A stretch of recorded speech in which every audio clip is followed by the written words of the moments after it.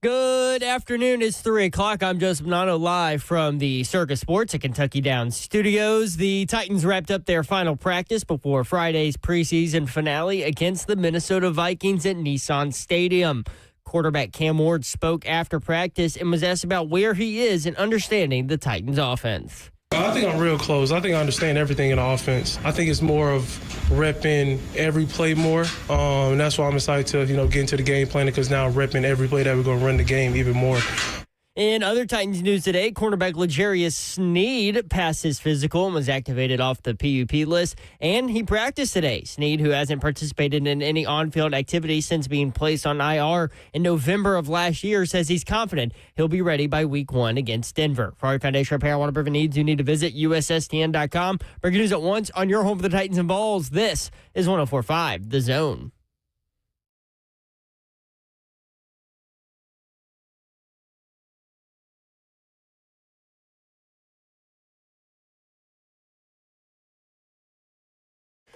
Child 104.5 The Zone. What up, Nashville? Britt Doherty with you on a beautiful day in the Music City, although it is clouding up weather-wise. So we'll see. Hot out there again. I did read that next weekend the weather is going to break temperature-wise.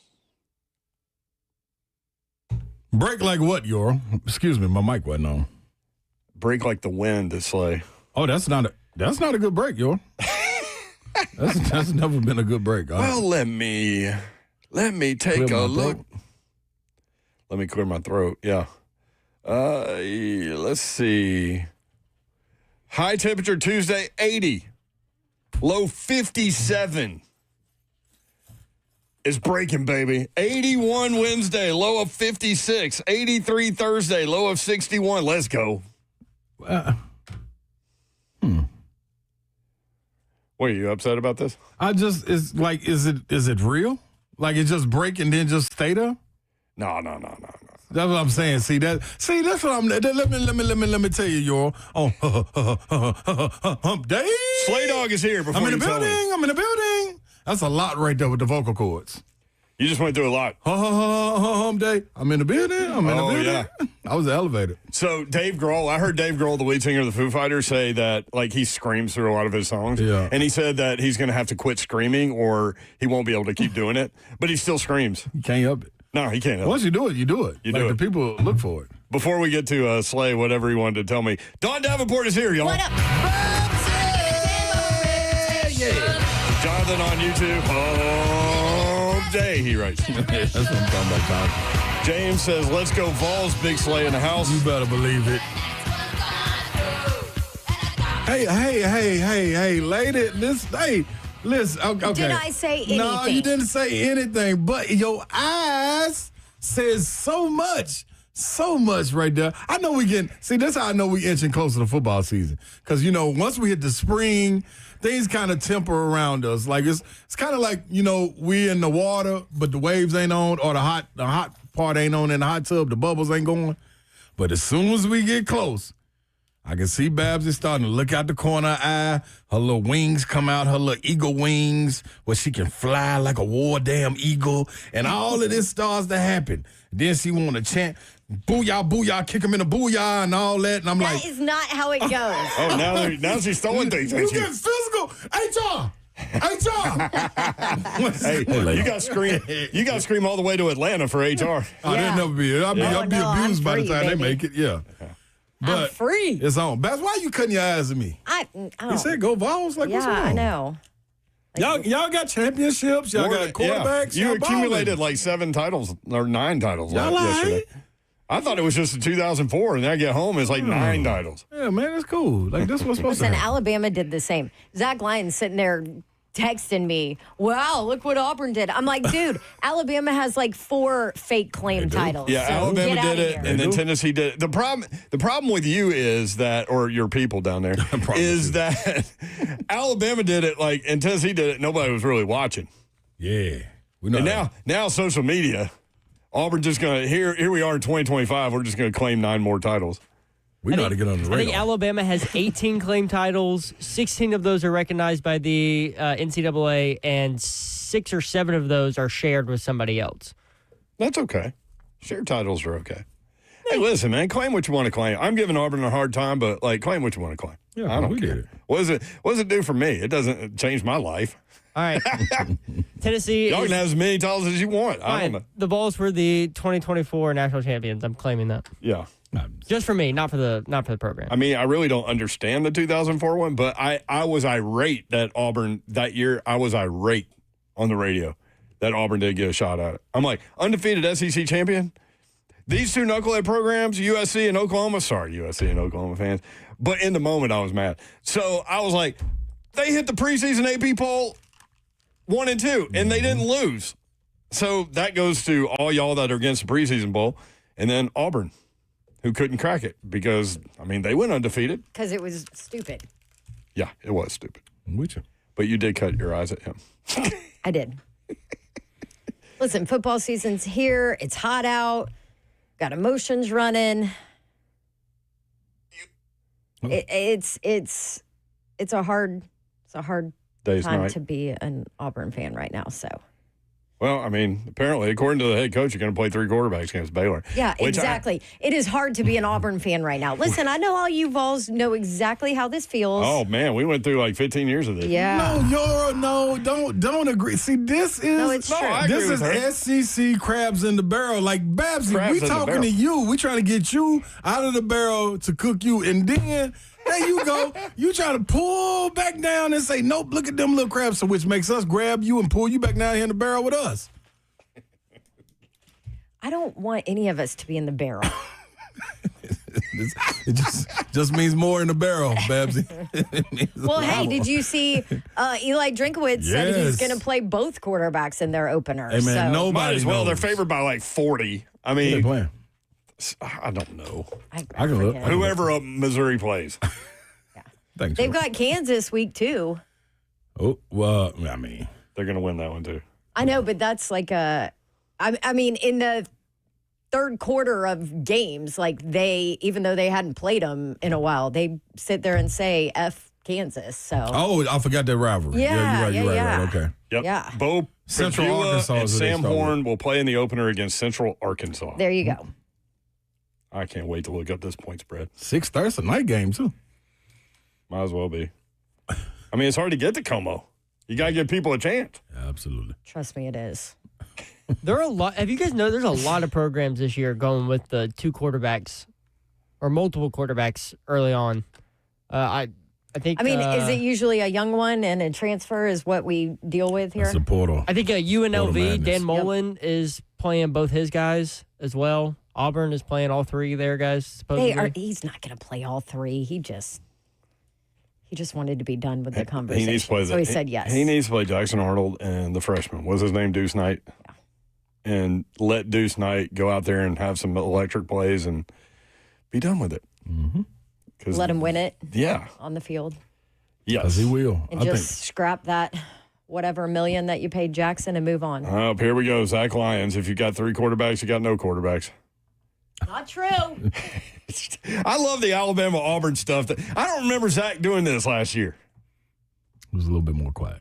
He was quieter. He did it, Yeah, but he was because quieter. they didn't know what to expect There with you go. DeBoer. Man, I think Alabama's going to be really good again. So do Bama fans. You hear Zach? Zach ain't out here on his front porch for no reason though. No, he feels a lot better about it. He got his shirt why off he's- and everything on the That's porch why this year. he's chirping. Mm-hmm. That's what I call it, chirping. I like it. I don't. But it's okay. Listen, It is. we get that's what we gotta Alabama live later. with. Yeah. Hey, Iron Bowl. We're going to talk they college don't football. have a quarterback by the time we see you, Zach. That's right. We're gonna talk college football today and every day. Todd Furman will join us at 4:20. He's actually got games to break down, and we have a top 25 against top 25 matchup coming up this weekend. It's exciting. It is. Also, how do things change for the Colts and for the AFC South with the Colts naming Danny Dimes as starting quarterback yesterday? Danny Dimes. The Colts fans are upset about it. Have you seen all the? Go look on Twitter, social media, Yeah. and look They're at their irate. responses. Who they want? Anthony Richardson. Richardson, the one that they spent a first-round draft pick on, which I get, but if he ain't the dude, Please. cut your ties and See? move on. And now I'm where Babs was yesterday. Please put him out there. Like, we need to see him. We need to see him out there. Go Against ahead. the Titans, Yeah, you go should ahead. absolutely do that. Would you feel better about beating the Colts if Anthony Richardson were quarterback or Danny Dimes? Anthony Richardson, 100%. Without question. 100%. Oh, like going into the game, Yeah. what do you think the better percentage? Yeah. Who would you rather face? The Colts with Danny? Yeah, ain't no question. Exactly. AR-15, man. So what are Colts fans doing then? Tripping. I think I get it though. It's okay, but we spent this, top 5 pick on him. He's supposed to be the future. Have we given him enough tools to succeed and make sure that he's not the guy? I get it. No, I think there's a whole lot more to it. I think there's more of the behind the scenes. I think the whole him taking himself out of a game. I don't think sat well At all. right? I think there's a lot of extra. Do you have the motivation and the drive and the desire to be in this position? That's one thing you can always say about Cam Ward. That is not a problem. Yeah. That will never be a problem with that guy. Right. Yes. Well, I tell you what. Ever. No, I won't. No, Cam you got to carry him off the field. Also coming up today, Coach Mack, presented by Two Rivers Ford at 4 o'clock. We do have May or May Not Be Funny coming up today. Mac Daddy. The F&M Bake Chat is open. You can participate by watching the show live, YouTube, Facebook Live, Twitter, and Twitch. Twitch, please. Big story today. Cornerback L'Jarius Sneed has been activated from the physically unable to perform list. If you've been listening to Slay, he's told you after the Atlanta week this would happen. The move means Sneed has passed a physical and was cleared to practice. L'Jarius Sneed talked with the media after practice today and talked about what we should expect to see from him on the field. It's a very big release, coming out here, being a part of everybody as a whole and not just rehabbing all the time, it's a big deal. How much juice can you bring this team? You'll see. When it's time for the lights to come on, you'll see a whole different L'Jarius. Is it hard to be patient? He's got to get I right could not understand conditioning. any of that. Wow. Yes, he is very quiet. He said, you'll see. When I get out there, you'll see. So we do have more from L'Jarius Sneed that we'll play for you maybe when we come back. Also, Cam Ward asked about the little scuffle with Big Jeff. He had a funny line if you haven't seen it. We will play that for you. Also, stay tuned if you want in. 615-737-1045. Wednesday edition of 3HL underway. We'll be right back.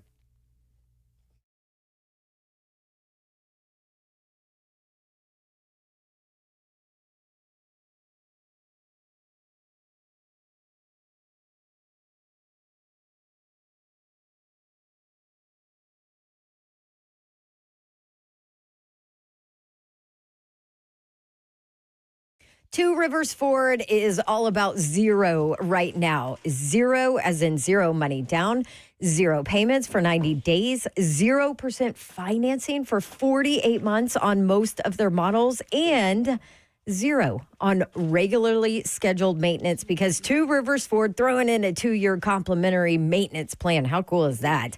It is the Zero Summer Sales event. It's happening right now at Two Rivers Ford. You don't have much time to take advantage of it, though. It ends September 2nd, so make sure you get out to Two Rivers Ford and check out what they have. At Two Rivers Ford, too, when you go out there, you want to test drive 8 vehicles, great.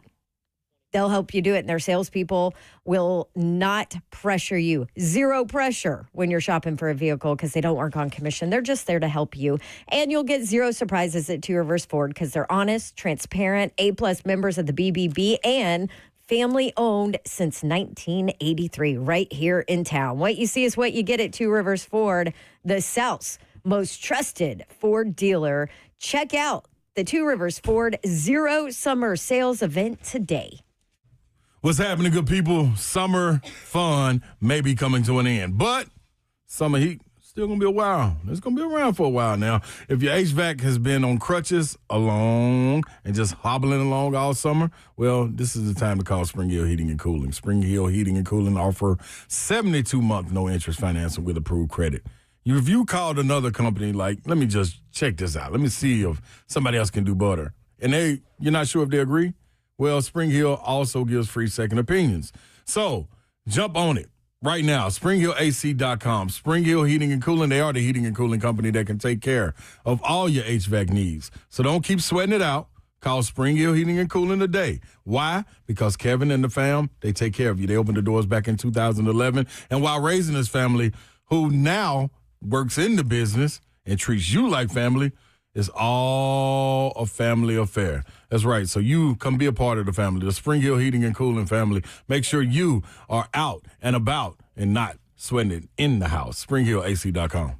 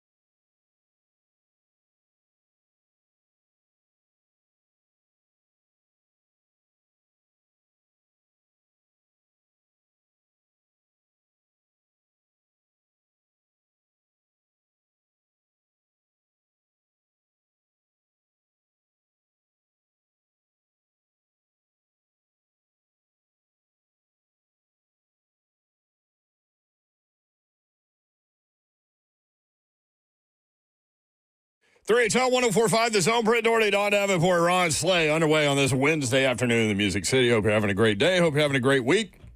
College football starts on Saturday. That's how I get by.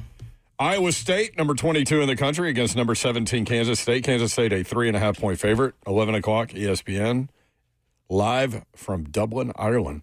Idaho State at UNLV. UNLV by 24.5. That's the Dan Mullen era. Underway at UNLV. Fresno State at Kansas. Kansas, an 11.5-point favorite. Sam Houston at Western Kentucky. Conference matchup in week 0. Conference USA game. Western now favored by 10.5. 6 o'clock, CBS Sports Network. Stanford at Hawaii. Hawaii by 2.5. 6:30 on CBS.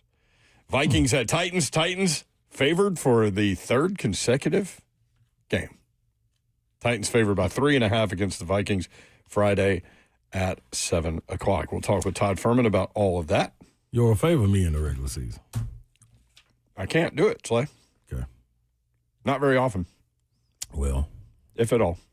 okay. Although they do play Cleveland and New Orleans. Where they play Cleveland at? That's a good Let question. me go see that. That's a good question. Thank you for that good question. Coach's preseason all-SEC team. Got that for you in just a little bit. Also, what else do I have? What else you Also, I have... What you got? Oh, Field Yates has a new 2026 NFL mock draft up on ESPN.com.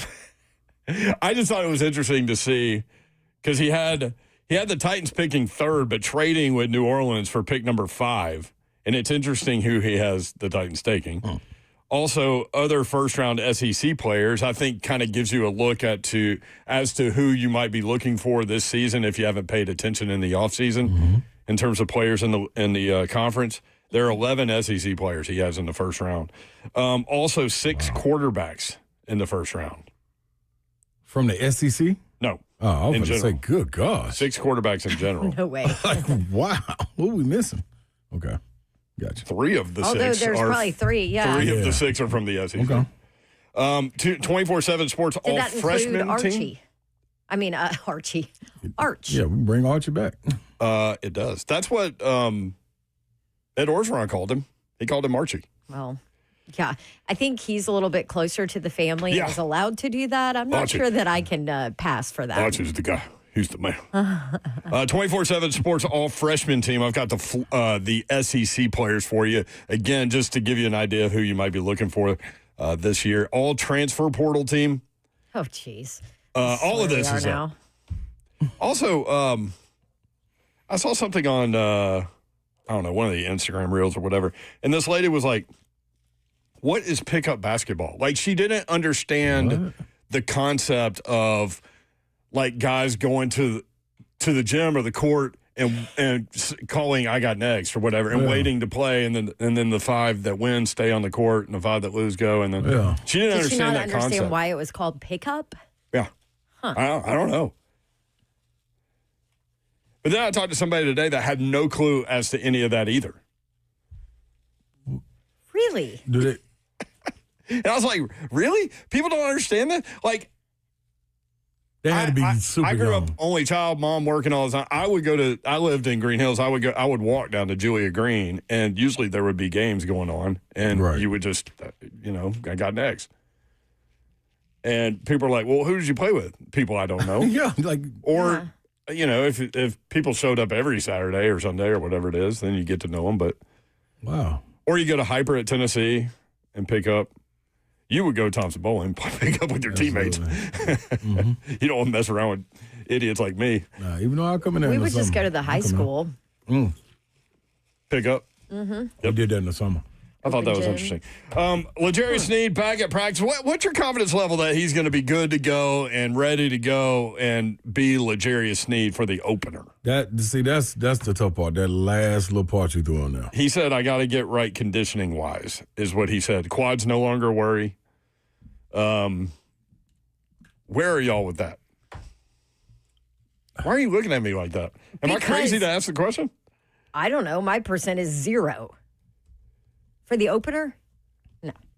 You're not worried or you're not confident? I'm not confident. Oh. Sorry, did you say worried? I don't remember. Whatever. Yeah. Regardless, Yeah. I don't think there's way in heck that he is ready and is L'Jarius Sneed and is what the Titans need him to be in that secondary week 1. I agree with you. I still think he'll probably start, though. Absolutely.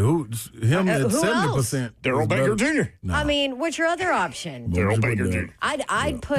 I'd probably put Sneed in at 60% as better than any other option. I'm really down on this defense, though, aren't I? Yes, you I'm really are. really Well, I down. mean, I on don't them. mind. Like, look, down here, nothing no personal break with Darryl Baker Jr. No, But the nothing difference. we say is personal unless we specifically That's right. point it out. But the difference in level of talent between him and Sneed is, I mean, you can't even see it from here. Yes, the experience level enough is Yeah. a good separator. But So what do you think about him in the opener? I'm not confident that he'll be L'Jarius Sneed by no stretch of the imagination. He hasn't played in a year, so there's no way he can be himself. Like, you have to be a freak of nature to be able to get back out there. And this one is those At are that position. Yeah, at any position. If you like your Randy Moss, these are people that I can think of that maybe could do it. Allen Iverson. Adrian Peterson. Oh, he's a robot. You know what I'm saying? Like Deion Sanders. These are people that maybe could do stuff. Like Bo Jackson, Herschel Walker. Like freaks that are not from Earth. Are people that could probably get out there and do that. I don't think L'Jarius is that freak. So but I do think he can get out there and with experience and film, and if it's catered correctly by Denard Wilson, definitely have an effect on the game. Feel it out enough to be able to. Like, because there's going to be some plays, it's going to be like, dang, man, his game could only make that play. His game is like lock you down physically, and if he's not right 100%, he's going to have to back off a little bit, right? Mm-hmm. But you need. And then how effective is he? Well, he made the point, like, hey, man, I haven't been out here in a year. Right. Like, so He does not need to remind Titans fans. We of all that. know. Yeah, we all know it. So There are fans that have it down to the date and the amount of money that's the biggest that he's part. making. That's the biggest part. That's unfortunate. Yeah. It's very unfortunate. Dylan says no outside pass rush to help the coverage. I think they're going to surprise you a little bit with some of that. They're going to scheme some I stuff do up, too. man. I think, especially through the first 2 or 3 games. Then, you got to Until start getting people in your bag, figure it out, film yeah. out, you know what I'm saying? But I think Denard Wilson, and you got enough guys to throw at the opposing offense where you can risk a little bit more. Joe on YouTube, I have 0% confident a man who hasn't played for a year from a thigh bruise is ready to start pro ball in a few weeks. Yep. Didn't he also develop some kind of knee thing, too, that he was dealing with? I mean, but he's that's always supposed had to be- a knee yeah, thing. yeah, that's that was supposed what was questionable about him when Coming the through. Titans Yeah. signed him. Mm-hmm. And That's he had true. to clean up remember the Titans cleanup brass, process. and the Titans brass was like, oh, we've done our due diligence. We understand that a lot of it just has to be maintenance with him when it comes to practice schedule. It is what it is.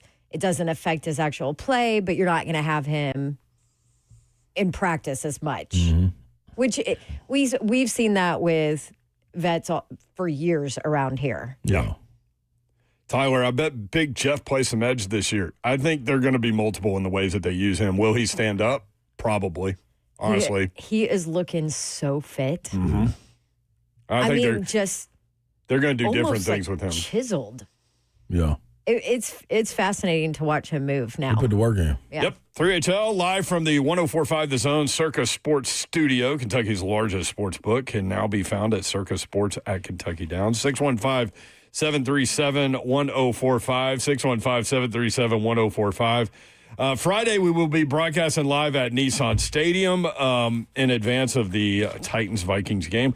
Coming up next week, Tuesday, we'll be at Twin Peaks in Cool Springs. Wednesday, we'll be at Kings Bowl for a fantasy football draft. If you've got fantasy leagues and you want to have your draft, come do it Wednesday at Kings Bowl. We'll be there. Friday, college football kickoff at Yazoo Brewing Company. Bucks show will be there. Cover 2 will be there. 3HL will be there. And they've got all kinds of giveaways for the first 250 people I saw.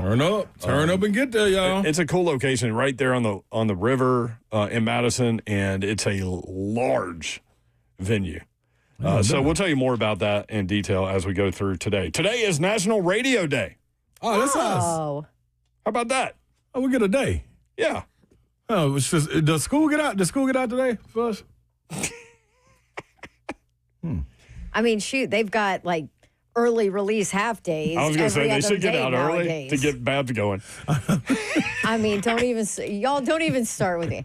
See, and we wonder why people are soft nowadays. Can we do We would never get out of school early. We'd be like, oh, really? Are you tired? Guess what? Go study. I know they're doing like teenage Uber now or whatever, like where your teenager can do it. Can you do like little kid Uber safely? Like, can we sign forms and stuff? I mean, Get Hadley if home. we could, I'd probably be the number one customer. Be the test Yeah. market. Cam Ward and Big Jeff, a lot of Titans fans having some fun with those two going after each other after a touchdown a couple of days ago. Cam Ward, was that yesterday? Like, time flies and stands It was still 2 days all at ago. the same time. Cam Ward asked about what happened there and what did he learn from that scuffle with Big Jeff. Just strong as shit, I would say. It was fun at the same time, and I think it was what we needed though. I mean, we love competing, especially me and Jeff, and I'm excited to have that man as my teammate. And so I mean, I can't wait to see what he do. Sundays I already know what he about, but I get to see the real thing coming soon. Have y'all kidded about that since? What's the conversation been like post scuffle, if that's what you're gonna call it? That's me and Jeff relationship. I wake up, I get here, he damn near the first one I'm ready to talk shit to. So, and he the first one who come in my head every day at practice. So he lets me know. And so I'm excited to have him as my teammate. I mean, I think the biggest thing about Jeff is that he goes hard every play. Y'all get a chance to see it out here in practice. And he's somebody who you look up to as a young guy because of how hard they work, on and off the field in the community that Jeff does. But he's a great team player. He's a great teammate, and I'm just excited to, I'm not the one getting hit by him. Except for that one practice. But yeah. He's strong as Shiano. Yeah. What a great answer. I know you guys. Cam Ward knocks it out of the park every time with everything he's ever asked. Easy when you get to be you, man. Yeah. Easy when you be you. Taylor says that's a terrible idea, Mayor. I mean, I know. What, little I'm just kid saying. Uber? Yeah. It is. Yeah. But it's funny. Hey, random guy, can you pick up my 5-year-old Right. Yeah. from school Yeah, that's and take her home? all by yourself. Yeah. There's nobody listen. home. Just let her in. Baby Babs knows so much about stranger danger and talks about it all the time. There ain't no way she's getting in a car with someone she doesn't know. See, and then you got, when you have them that young, like you got to have them, the people on the list to pick them up anyway. Well, you got to have ID. It's You all got kind to of pass stuff. this and that, Yeah. which I appreciate. Candy B Absolutely. says there is a transportation service for kids. It's called Hop, Skip, and Jump, she thinks. Oh, boy. 615-737-1045. Okay, but then where do you transport them to? Where they skipping and jumping to? Oh, man. Mama's working. The dogs in Hadley, Yeah. they get sorted all out. I'm sure you'd get home and all kinds of things would be happening. There would be no telling. One of the things, Babs, that you were talking about after a couple of practices in the week 1 preseason game was Cam's footwork. And I thought it was interesting that Greg Cosell said, well, he's a back foot thrower, which wasn't exactly what you were talking about, but it was still interesting that he said that because not very many guys are. So a lot of guys hop up and down or whatever they do, and then they have to hit the back foot and then the front foot. But he's already on the back foot, and he can release quickly. But to your point about the feet, because the one bad throw on the sideline in the first game, where I think Slay's right, he moved Pollard, and so Pollard's route didn't take the corner in the left flat, and so the corner dropped back, and Cam didn't see that or whatever. Learning experience for sure, but he threw in a weird manner with his feet on that play. Nick Holtz today, the offensive coordinator, Zeph, this is cut number 13. Nick Holtz, the offensive coordinator of the Tennessee Titans, talked about Cam's footwork and finding consistency. Yeah, you're always looking for consistency in your footwork. As an old West Coast, you ever listen to Bill Walsh or any of those guys, it's always kind of the feet tell the story of how the quarterback is playing. And so, there's two parts of that. He's gotten away with it a little bit in his career, especially in his college career. Some of those kind of where his feet are kind of off kilter and he can still make those throws. And in the NFL, those are kind of normally picks or tips and overthrows and things like that. So you can really tell with his feet where it goes, and really it's just continuing to build the muscle memory. So, every day out here in the drills, we're just doing, after kind of they get warmed up, we're doing so much progression and timing work where it's first hitch here, second hitch here, third hitch here, so it keeps them on time and then keeps the ball really in balance. When they're off kilter, are they generally off kilter the same way, and what is that? He's somewhat falling away from it, so really it's not stepping into the throw, so really you see that front foot's not really driving, or his hips aren't really driving towards the ball or towards the target, so you can see him kind of rotate sometimes, and that's really that's with all quarterbacks, kind of if you're really not working towards your target, that a lot of times you get those missed throws. I like Nick Holtz. I listened to his entire press conference this morning. Yeah. I really like him. All these guys are really honest with their answers. You don't get a lot of coach speak from them. And like that second answer was educational. Yeah. You learn teaching. Something. It's good. Good job, Babs. He was falling away on that throw for sure. Mm-hmm. It's funny, though. I haven't seen him make that same mistake again. Yeah, and then you have the greats that are able to throw off platforms and leaning and no looking and flicking and swerving. Which Cam could be later. That's what they have tagged them as, exactly. Yep. Flicking and swerving? Yeah, leaning and bobbing and... I like how you lower your head like you do all your kind of shoulders. stuff. Yeah, they get down. They get down.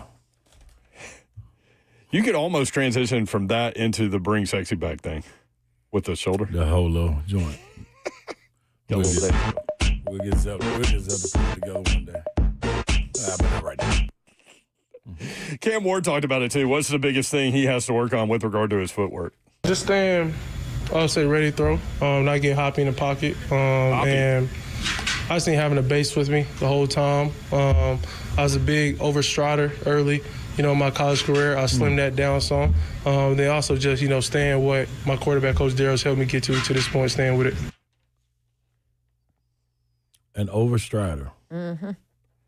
I can get hoppy. We just have to watch out and let it play. I don't know. Mm-hmm. Cam Ward talking about some of his inaccurate throws coming from either not striding or overstriding while he throws. I'll say if I really want to drive the football down the field, I think that's when I tend to overstride more. And then it's just something that you can't fix over a year. I've been doing this since I first played the football, but every year it's gotten better and better. So I think by the end of my time when I'm done, I think technically wise, I'll be up there.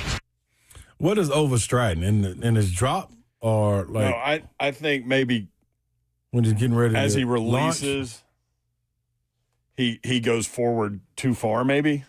That's what I took from it, him describing it. Because he's trying to launch the ball down the field. So he gets a little... Almost like a crow hop. A little too much over the top of himself. Okay. That's how I took it. The back foot going in front of the front foot farther than it should, maybe.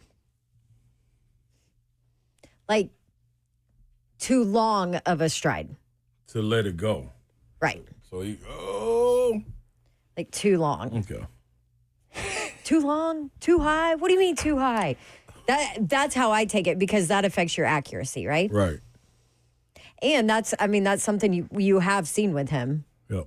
A little bit here and there is some accuracy issues when his feet aren't right. Brian in Antioch, 615-737-1045. Brian, what up, man? Hey, how y'all doing, man? Good. Good. I just want to say something about L'Jarius Sneed. And y'all talking about his availability and his percentage. I don't think personally, from watching football all my life and playing, I don't think he's ever going to be L'Jarius Sneed again. If I was them after this season, I'd cut loose, because you're wasting a lot of money. And I wish the Titans would stop spending a lot of money on brand names that's got injuries, because they're never paying out. That's all I want to say. I'll sit back and listen. Thank you, Brian. Appreciate it. Yeah, I think that's a fair concern that he's not going to be what he used to be. I don't know. But in terms of getting rid of him after the year, why don't we wait and see what he looks like this year? So I respect that a lot. My only thing about that take, yeah. Mm-hmm. And at the end, the Titans spending money on people that are banged up or have a big name and it may be banged up coming into a situation. The problem, though, I think people always forget is the market that the Titans are in. But it goes hand in hand. There's probably a lot of people that we never hear about that the Titans go after, whether they be big names or small names. And the people have somebody else, another team coming after them too, and they like, you know what, I'm going to pass on the Tennessee Titans and I'm going to go with the New Orleans Saints or the Miami Dolphins. Like, you know what I'm saying? Like, you have to be an attractive franchise in order to get these guys. So you're saying you got to go get what you got to go get. Left? Yeah, you know what I'm saying? Like, do we think who's a big time free agent that was on the market, like a Jalen Ramsey? Do you think that if Pittsburgh came with something, well, and he had a lot of question marks, and he even had question marks. You know what I'm saying? So I can't think of somebody that's recent that's been a big free agent on the market that you've been able to go get and pay. But this group has said they're not going to do that. Even more and they so. haven't. Even more so. You know? Well, this is also a leftover from the previous regime. So, that's right. Yeah. 615-737-1045. The NFL season begins 2 weeks from tomorrow. 15 days till Cowboys at Eagles. When we come back, more of your phone calls you want in. Talking Titans football, 615-737-1045. Also, may or may not be funny. Coming up next, stay tuned. 3HL 1045 The Zone.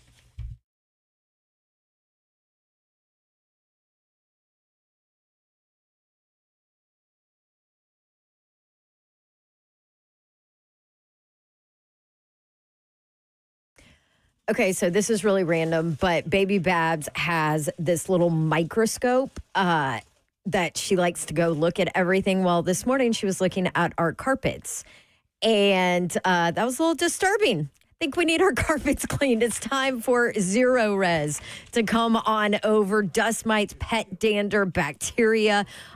Who knows? There was a lot of dog hair in ours.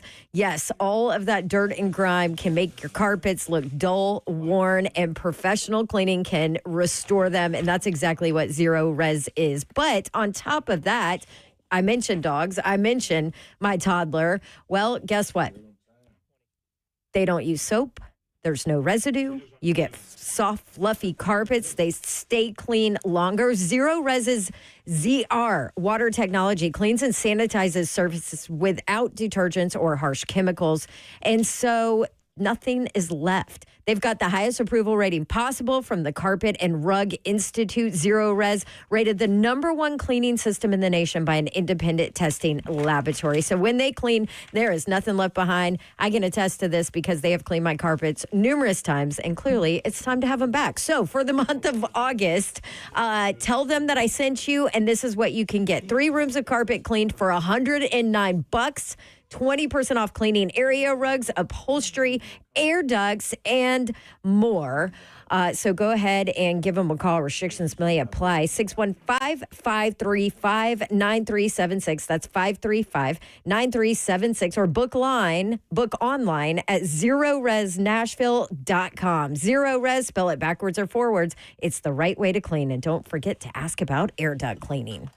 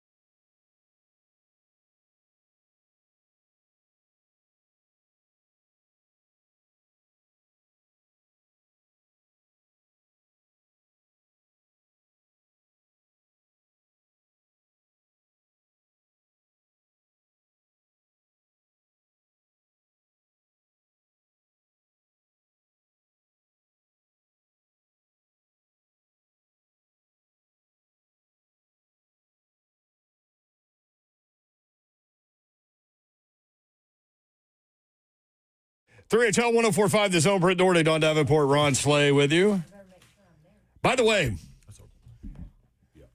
Oh, no, you've never had a Pop-Tart, and I had never had an Uncrustable until recently. You gave me one. You guys was are good. all sheltered. I bought a box of Uncrustables, put them in my freezer. Which ones? I took one out yesterday. 30 minutes. It said 30 minutes to an hour or something to thaw it. Mm-hmm. I mean, I had it. 10. And it was exceptionally good. Was it grape? Raspberry. No, that ain't nothing. Get out of here. That ain't nothing. You just had an imposter. You just lost us. Mm-hmm. I'd never seen raspberry in the store. Yeah, exactly, because nobody eats it. It was so good. You're talking to a guy who loves zero bars. That probably was expired, yo. You think so? Yeah. Maybe. I mean, ain't ain't replacing them. I'm just sitting in the store on the shelf. This is supposed to be good. Just eye candy for you. They ain't supposed to buy them. Don't buy them ever again, yo. More Titans talk coming up. 615-737-1045. So what should I try next time? Grape or strawberry? grape. Slay. No, it's a bust. Like Handle that's him. it. Yeah, like Handle what are him. you talking about? Like you like yo, listen, man. That's what I'm trying to tell you. You might as well go on out there on the street. You know how they have the street dogs down on Broadway? They be selling the live dogs. Oh, they smell so good. Yeah, tell them put yours on the corner. Like literally put it on the corner. Like on the sidewalk? Yeah, you getting stuff like you getting stuff that no nobody really want. Just get the regular dog. Like, I like to be different sometimes. Nah, yeah, that's different. Gonna get you taken out of here. You just go with what's working. We using grape. Stay with grape, dog. Tyler says like 10 minutes tops. I don't want it any kind of frozen or cold. I don't want any of that. It ain't gonna be like it. No. It ain't gonna be like it. Taylor says, do they make blackberry? You know what they're telling you also? When you take it out and thaw it, they think you 30 to 45 minutes, they think you putting it in the refrigerator to thaw. Yes. Zeph's wife chiming in. Strawberry Brent for sure. Listen, that's cool, but we ain't messing with that. Listen, they're young. They don't haven't really lived know. Thank life you. yet. Thank you, Babsy. They don't know yet. Yeah, they just out here just frolicking along. Frolicking. Yeah. Grape gonna get you right down the yellow brick road. Pixie Dust Mom says, my daughter loves Nutella Uncrustables. Okay, I haven't tried those yet. Maybe I'll have to try those. Don't do it, Babsy. Stay right here where we are. Vandy Man AD2, I want to try those Rice Krispie ice cream sandwiches that Slade was talking about. Now, I ain't even, like, that's trouble. That whole aisle is trouble, Vandy Man, so be careful you going down that aisle. Have you been back down that aisle? No, sir. I ain't even been back in the store. I'm trying to do right. Just can't handle it, right? Nah, yeah. Can't handle it. Right here. I'm on a hover right here. Take your 275, booty out of the 270. kitchen, Yeah, right? like, got to get out of there. Got to get out of there. I ain't vegetarian. I'm going to tell you how dumb I am. How dumb are you, Slade? This is the second time I've done this dumb thing. So Chris don't eat meat. His wife. Yeah. You don't eat no meat? So She doesn't eat meat at all. at all. I mean, at all. Red snapper, you know what I mean? Other than that, you can forget about it. That's not meat. That's Yeah, that's fish. Yeah, I mean, that's, So no meat. Got it. that's all I'm getting to, yeah. But so we make pasta, you know what I mean? We always do like a little create your own pasta, you know what I mean? So you can go and put your little fixings on together. But all I see on the stove is the noodles, the sauce is already mixed up. So no ground beef in the sauce. I don't see it. Yeah. No, none in the sauce. So we all can get from the sauce. And if you want your own ground turkey or meat or whatever, beef, whatever, you go put it on yourself. So first time I did it, I was like, dang. And I always make a big old bowl. I ate it anyway. This time I did it, and I went back for seconds because the sauce was so good. Then this afternoon, when I was getting ready to come here, I made me a bowl, and they looked at me and was like, so you gonna put some ground turkey in yours? I said, ground turkey? When did we get meat? What was the meat at? It was like it was sitting right beside it. It was sitting behind it. You never saw it. Never saw it. So I ate vegetarian pasta last night. And you didn't loved have to. it. And I mopped it. Like I went to town. I had 2 servings. Look at you. And then got up to eat it again this afternoon. Wow. Then they told me the ground turkey was in, and it made it even better. So, yeah. I got to quit being dumb. Look at you. Fool me twice. So it's Yeah. funny that you say this because You a vegetarian too with me? No. I'm like, give me a bloody steak. That is my jam. But I have a text chain with obnoxious Georgia fan Casey. Yes. And my girl Kirby. And they're like Betty freaking Crockers, right? Talking about cooking. Here, share this recipe. I'm like, unsubscribe. Take me off this stupid chain. Whatever. Why am I getting these recipes? Oh, Babs ain't cooking nothing. I don't want no part of this. But then today they were talking about it's Kirby's recipe, the spinach lasagna. Yeah. Okay. They reeled you in. And they're like, Casey made it last night. Dawn, it's so easy. You can do it. Blah, blah, blah. And then, of course, Casey's like, I had to add meat on one side because, my husband won't eat anything without meat. So that's what made me think of this T-Rex. or whatever. So then they said, I'm like, okay, I'm going to try this. I'm going to cook. So I'm like, send me the directions. So they send me whatever. You mean the recipe? The recipe. I like so that. they send it to that, me. She sends it with pictures to help me out. And I look at it and I'm like, okay, but you just skipped all the steps. It's like boil the lasagna noodles and then it just like straight keeps going.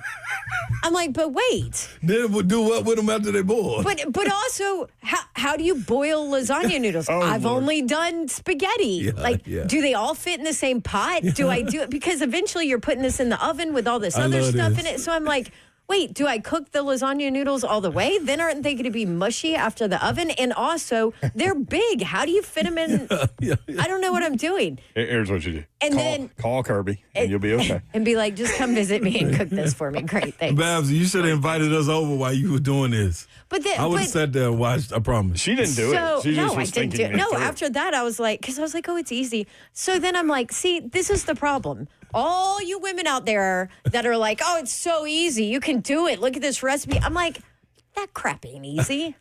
This is the problem. You say it's easy. That's not easy. I couldn't even get to step 1 in the recipe. I bet your husband could have knocked it out. I couldn't even get to the boiling of the noodles. Travis could have knocked it out. Noodles. Absolutely, he can. He's like the best cook ever. So I'll just forward the recipe to him. All right. May or may not be funny.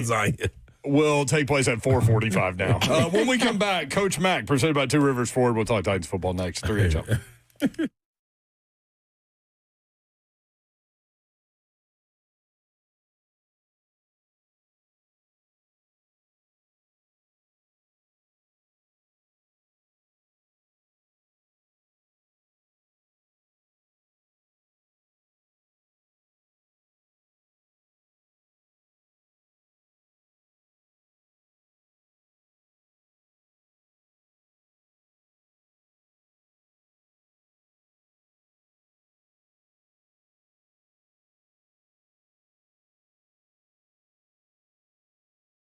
The most reliable Wi-Fi with the best in-class equipment. Most reliable Wi-Fi claim based on Open Signal Awards USA. Fixed Broadband Experience Report, August 2024. The Xfinity Wi-Fi is booming. Whether you're streaming, gaming, or working from home, the Xfinity Wi-Fi is booming. My mom just got Xfinity Wi-Fi, and she's loving it. Do more of what you love and love how fast you do it with Xfinity Internet. Xfinity combines the power of internet and mobile, so you've got lightning fast speeds at home and on the go with Xfinity Internet and mobile together. The Wi-Fi is booming wherever you are. Get Xfinity Internet and mobile and supercharge your phone with Wi-Fi Power Boost for the ultimate connection. Xfinity Internet and mobile are the ultimate power couple, and with Wi-Fi Power Boost from Xfinity Mobile, you get ultra-fast speeds with reliable internet at home and a secure network on the go. So your Wi-Fi is booming wherever you are. With Xfinity Internet and mobile, you can do most of what you love wherever you are, more of what you love wherever you are. Internet and mobile stronger together. Xfinity combines the power of internet and mobile. Restrictions apply. Xfinity Mobile requires Xfinity Internet. Wi-Fi Power Boost available to Xfinity Mobile customers only. Actual speeds vary.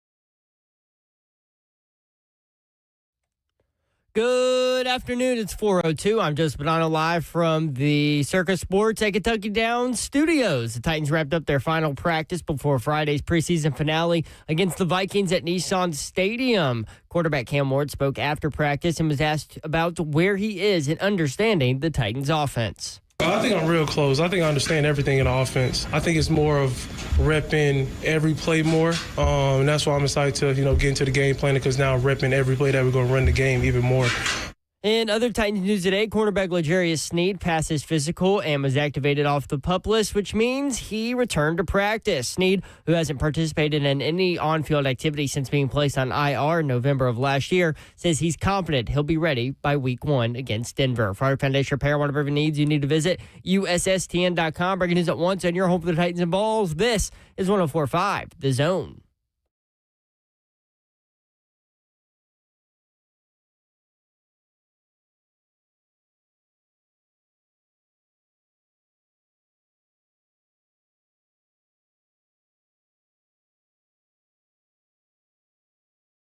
Three HL 104.5, The Zone. Brent Doherty, Don Davenport, Ron Slay. It is the Wednesday edition of 3HL. Hope you're having a great week.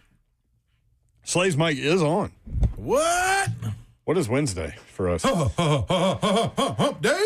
Which also means Coach Mack, presented by Two Rivers Ford. Coach Mack, how are you? Hey, gang. We got everybody in the studio today. That sounds good. Mm-hmm. Last preseason game coming up Friday. Where is everybody at this point of the calendar? Ready to move past preseason and get on with things? No, you're still. I mean, this preseason game is still important. You got, especially with a football team this young and in the developmental stage, you still got a lot of guys you want to look at. And plus, as busy as they're going to be in this whole thing that's going to go on with the waiver wire, this roster is not going to be set on Tuesday. Right. You know that. It's not going to be – it may be the initial 53. It won't be the final 53. So, to your question, this is still an important game for a lot of people. How important is that number one waiver wire thing? Because 1,184 players are going to be cut between now and Tuesday at 3 o'clock Central. Well, you've got just an entire department that's focused on that. That's what they divide all the teams up in the league, all the rosters up, all the salary caps up, and take a look at everything. It's extremely important. Look, you earned it. You were 3-14. You earned it, so you've got to take advantage of it. That's extremely, extremely important. We will be broadcasting live Friday at Nissan Stadium in advance of the Titans-Vikings game outside Gate 3, we were told, which is where we were last year. Coach, let's start with the guy that Slay predicted to get the first offensive touchdown in the last preseason game, Gunnar Helm, 4 for 48, and the touchdown catch was a beauty. Yeah, but you really got to like what he's done ever since he's been here. Following him from the draft, really, from the combine on. This guy, when you vetted him, looking at him on tape, you could just see a football player. Now, and I sat with Don at practice yesterday, which, by the way, was the hottest day in the world at practice. It was. We both sat there and were sweating. I let her use my neck fan. Yeah, I did. So, I just went and ordered one. Did you order one? Yeah. Good. I'm glad. It works. Anyway, just watching him at the combine. I was talking with Don about this yesterday. I was sitting right there on the start line when he popped that ankle, when he ran the 40, and decided to not only go ahead and run the 40, but to finish the workout. Well, he wasn't at full strength doing that. He was initially looked at for anywhere from a second to a fourth round player, and I think that's what dropped him, is because he couldn't work out very well. But when you put the tape on and you looked at it, you were seeing a guy that really understood how to find space, was a good combat catcher, could move in space, could open himself up, was a hand catcher, could run through zones. I've liked this player for a long time. I think they all have. That's why they drafted him. That wasn't just a flash in the pan in that ball game. He's been performing all the time that he's been here. He really has been one of the standouts in this training camp. Coach Mack, presented by Two Rivers Ford. Coach Mack, well, with the standouts, there's showing themselves, putting things on tape. You got 31 other teams that you're always vying for. Right. The ones that we got for sure, this starting five, What's the difference with this O-line with Cushenberry right there? Like, Levin did a terrific job, I thought. But if you insert a guy like Cushenberry, where does this take this offensive line unit that we've already been impressed with? Well, I mean, Lord Cushenberry's not only a good player, he's an anchor, and that's what that center has to be. And not only that, Ron Slay, he has to be the quarterback up front. I mean, he's very, very smart. He can identify things. And the thing now, especially with Peter Skoronski and now Zeitler next to him, that's a really, really not only physical, but it's a very cerebral. I mean, I can use that word as a center guard triangle that you've got to have. I mean, you can just watch this group. The top five. The top five are out there healthy. I mean, now you've got a chance. I think they're still trying to find who that 6th, 7th, and 8th guy is, because you can dress the 8th guy without penalty when you put your final 46 together for Sunday ball games. They're still looking for those three, but the five that they have now, I think, could stand you pretty good stead through a football game, because you've got size. You've got size on the edge with the two tackles. You've got athleticism on the edge, but you've got just what we talked about in that center guard triangle. That will help. And also, talking about Gunnar Helm, he's a better inline blocker than people thought that he was, or that I thought that he was. Maybe not people, but myself. So anyway, that group, but Cushenberry, I mean, you paid him a lot of money for this reason. He's a good player. Yeah. Coach Mack, presented by Two Rivers Ford, with us every Wednesday at 4 o'clock. So we're talking about blocking from tight ends. We've had this conversation about the running back position and Julius Chestnut and what he brings. Obviously, a little more experience, which is going to help him when it comes to pass protection over a Mullings. But I'm curious what you've seen, especially with Tajay Hurt. I mean, is there a chance we could see both those guys make the roster because of that? And how is Khalil in pass pro? He's got to be better. He's got to be better, Don. I mean, and look, you've got a better seat than anybody watching college players.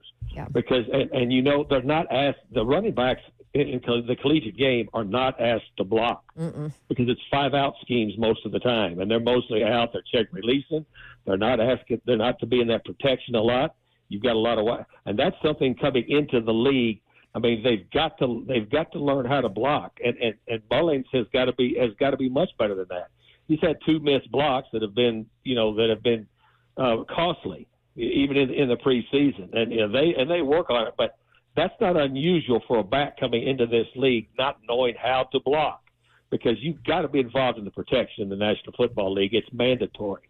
So I think, going back to that question that you just posed, I think with Tajay being out an extended amount of time because he's got a high ankle sprain, I look for probably both of those guys to be on the initial roster. And then, again, we talk about the waiver wire. I mean, that's somewhere that they're going to scour and look at. But if it's got 2 things for those guys that are backup backs. They got to be able to protect, because you can't put them in the ball game if they can't protect, because you can't just put them in the ball game to run it. I mean, you can't be that one-dimensional. And the other thing that has to happen is that they both got to contribute on special teams. So, I mean, you've made a correct observation there. His blocking has to be better. Coach, speaking of being able to protect, Cedric Gray went flying through the line of scrimmage and, annihilated a running back on his way to the quarterback. That dude was all over the field, stuffed the box score. For those of us that thought James Williams had that job locked in, Cedric Gray has other thoughts. Well, the job was never locked in, but Cedric Gray, has been progressing. Look, this guy was a good player at North Carolina. He missed his entire rookie year, basically, if you want to break it down. And he missed the most critical part, for a rookie, especially. I've coached linebackers, in their rookie years coming in. And that first year is essential to learning a whole lot of things about playing behind the line in the National Football League. He missed all of that. So he was trying to double up to catch up when he finally played at the end of last year. This guy's a trigger guy. He was at North Carolina. He's a K&D guy. His key and diagnosis is really good. But the other thing is he's a physical dude.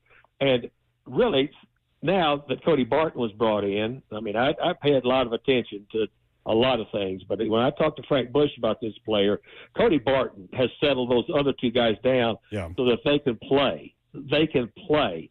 And so to me, I think both of them have done a nice job. But you're right. Cedric Gray has come along, and he's shown up in ball games. And he's not only shown up just on the stat sheet, he's not making drag down tackles 4 yards down the field. He's hitting them and knocking them down early on. That's right. I really like what this young player's doing right now. He had a nice interception that was called back because of another penalty. But this dude, again, but when you vetted him coming out of North Carolina, that's why he, was a fairly high draft pick, because he displayed a lot of that stuff. I love talking linebackers with you. For those that don't know, you coached linebackers a long time. What have you seen I was fortunate to have some really good linebackers that made me seem like I was a good coach. Yeah. Okay. Who was your favorite to coach? Well, I got a lot of. I coached the first ballot Hall of Famer in Mike Singletary. How do I get better than that? It's hard. It's hard. I did notice a quality rep from Femi where I was like, okay, where he went around the edge, got his hands up underneath the shoulder pads, and drove the offensive tackle into the quarterback. What have you seen from him? Well, Femi's got that. He's got that, Brent. I mean, he's a speed to power guy. But he's got to develop a counter. But what he does, he's a high energy player. He's a high energy player. He's a violent player. He's very physical. But what he's learning, and he's learning it on the job, is that in the National Football League, really when you're an edge defender, you're just about like a corner, because corners have to study receivers and edge defenders have to study tackles. Because guess what? Tackles are studying edge defenders. So he not only is going to have to use that speed to power and the energy that he plays with, he will learn how to. He'll develop counters too. But I've been impressed with him. But what I really like is just the way he approaches the game. He's got a physical nature to him, which I go a long way with a defensive player that's physical. I love that. Love it. Coach Mack, appreciate the visit. Always great talking with you, and we'll see you over there Friday.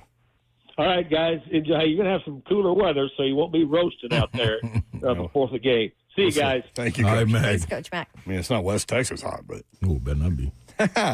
When we come back, Todd Furman, our guy in Vegas, we actually have games and point spreads and things to talk about with him finally. We've got Todd Furman next, the Todd Father on 104.5 The Zone.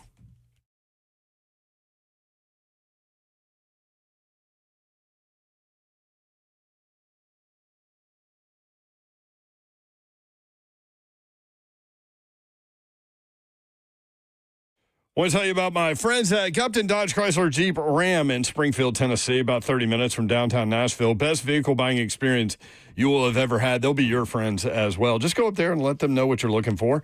Whether you need more space in your vehicle, maybe you need something a little cheaper, whatever it is, just let them know. They'll point you in the right direction, take your test drive. Go inside. They will help make the numbers work, and it'll be that easy. GuptonMotors.com is the website. All the dealership information is there. Address, phone number, inventory, new and pre-owned. Tremendous inventory with regard to new and pre-owned vehicles and all the deals they have going on, including these. 20% off MSRP on some 2025 Ram 1500 models. 2024 Ram heavy-duty trucks, more than $10,000 off. 2025 Jeep Wranglers, over $5,000 off. Huge selection of pre-owned inventory with competitive market pricing. Finance approvals for anyone, any credit situation, they can get you approved. 3450 Tom Austin Highway in beautiful Springfield, Tennessee, about 30 minutes from downtown Nashville. Best vehicle buying experience you will have ever had. If you've started the process, make sure you include Gupton. If you haven't begun the process, start there. It'll end there. GuptonMotors.com is the website. That's Gupton Dodge Chrysler Jeep Ram.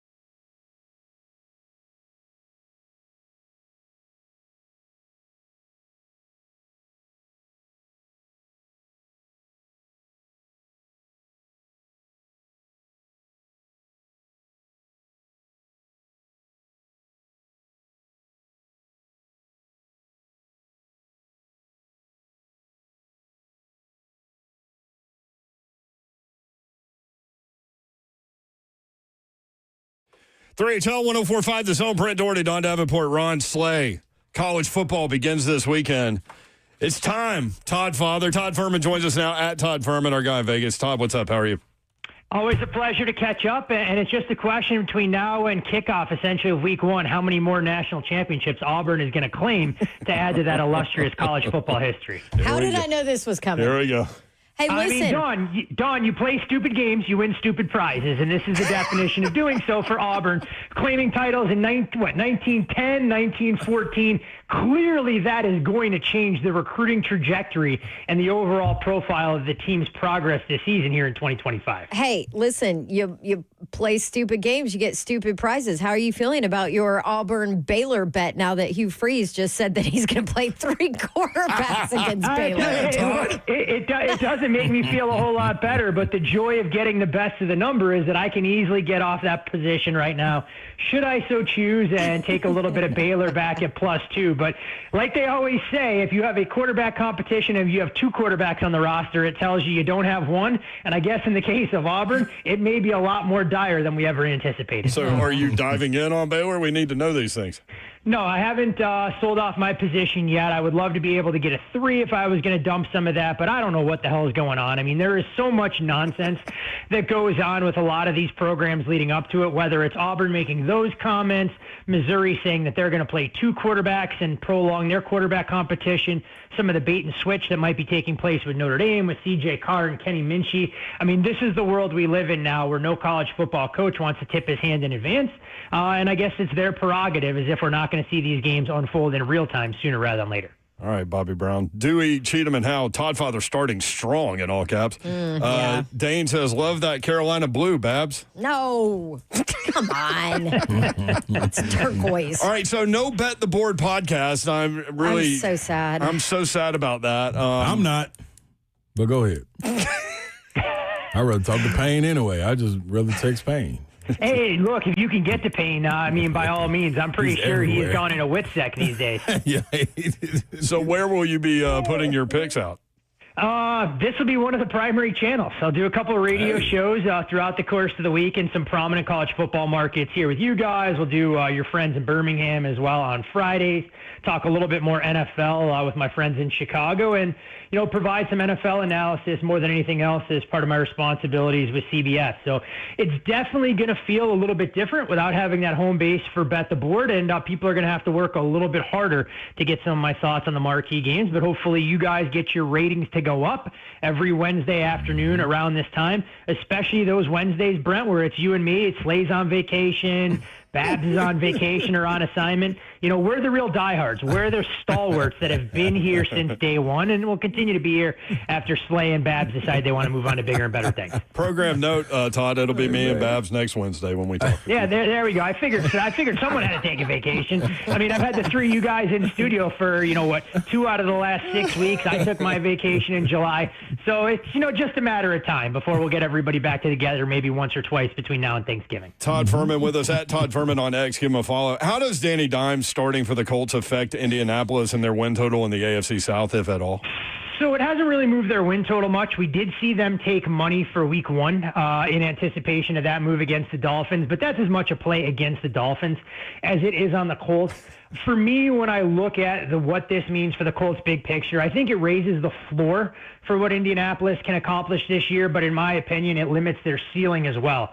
I mean, the one thing we'd grown accustomed to with limited sample size for Anthony Richardson under center is that we got very uneven performances. He had some of those Herculean plays, both as a runner and as a thrower, but he had some of those inexplicable turnovers late in halves or poor decisions, whereas Danny Dimes, you hope, with some veteran experience there, isn't going to make those costly back-breaking turnovers, but at the same time, look, on his best day, he's only got a fraction of the athleticism that Anthony Richardson can provide both as a runner and as a thrower. So it changes how you're going to handicap the Colts, but in my opinion, like I said, it kind of raises the floor, lowers the ceiling, and I think 7.5 probably a more accurate reflection of where they should be. If anything, I'd lean under the total just because I think it's going to be hard-pressed for them to get to 8 or 9 wins.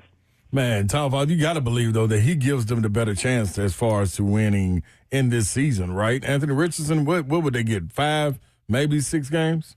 Well, I think that's the big question now. And the other thing that, I'm trying to figure out, does this mean Shane Steichen will be more aggressive running both of these quarterbacks, figuring that he's got two guys in tow that he could lean on? But I think for a young quarterback like Anthony Richardson, who may have already had fragile confidence, this just further hurts that overall learning curve. And when you look at his trajectory where it's going now, it's starting to remind me of the Trey Lance path, that what we've seen. And that was a guy who didn't get a ton of reps when he was at North Dakota State, was drafted third overall, got injured, and you're just starting to see glimpses of what he can do, albeit this preseason for the Chargers. Yeah. And you wonder if Anthony Richardson is going to benefit immensely by getting a fresh start somewhere else and a team that's willing to be patient and invest.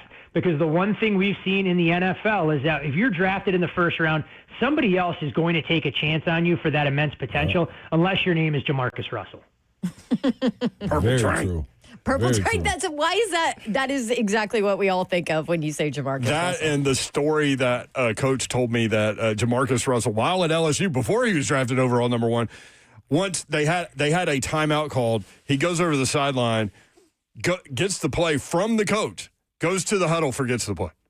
I mean, look, all of us that are getting up there in years know what that's like. You walk up the stairs in your house, you have no idea what the hell you went upstairs to try and get. That shouldn't be happening in a college football game. That's for damn sure. Yeah. Why am I in the bathroom? Yeah. Okay, Vikings at Titans. I feel like Callie was not as direct about how much we would see the starters, but Titans favored by 3.5 on Friday. Yeah, this number actually opened with the Vikings a short favorite. Again, we talk about preseason markets being so different than the regular season. It doesn't take much to get some of that momentum going and these numbers to shift. So early Monday morning, in anticipation of potentially seeing more Cam Ward, you saw the Titans take money, get bet all the way out to 4.5. Now you're starting to see a little bit of buyback at the top of the market, and that's folks just trying to anticipate that, hey, look, these games are going to be a little bit lower scoring. The Titans offense hasn't exactly lit the world on fire, whether it's the first, second, or third stringer so far this preseason, and we wait to try and gain a better understanding of exactly how some of these players are going to get used. You have to imagine Minnesota not going to run out their top-tier talent, and I can see why the Titans have taken some money, but if you're running to bet them now laying 4, given what we've seen, you have to think pretty poorly of the Minnesota Vikings. I felt fortunate last week against the Falcons that I got ahead of it, laid 3, and counted my lucky stars that I was able to get a push out of that debacle. Right, because it went to 3.5. So, good point there. Before we get to college football, Daytona Saturday, 6:30. William Byron won the Daytona 500. Austin Dillon won last week in Richmond. What do you like in this race? Yeah, tough race to try and bet. Given the nature of super speedways, it kind of becomes a little bit more of a dart throw, but definitely some interesting storylines to follow. You mentioned Austin Dillon driving into victory lane. Richmond has quickly become his best track and kind of put the other playoff drivers that were on the bubble on notice a little bit. So suddenly Alex Bowman, needs to go out there and perform. Chris Buescher and some of his RFK teammates, the only way they're going to find an opportunity to get a seat at the table is with a win. And Chris Buescher is a guy that stands out for me in that 20-1 price range. Look, do I think Brad Kay will be in the mix? Do I think Kyle Busch can win it? No doubt about it.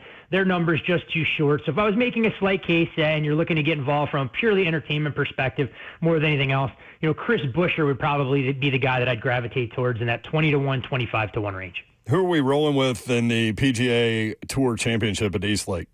I mean, at this point, if you want to bet against Scotty Scheffler, do so at your own peril. Right. I mean, this guy is just raising the bar week in, week out. And, his ability, even if he starts poorly in a tournament, to still be there in the mix.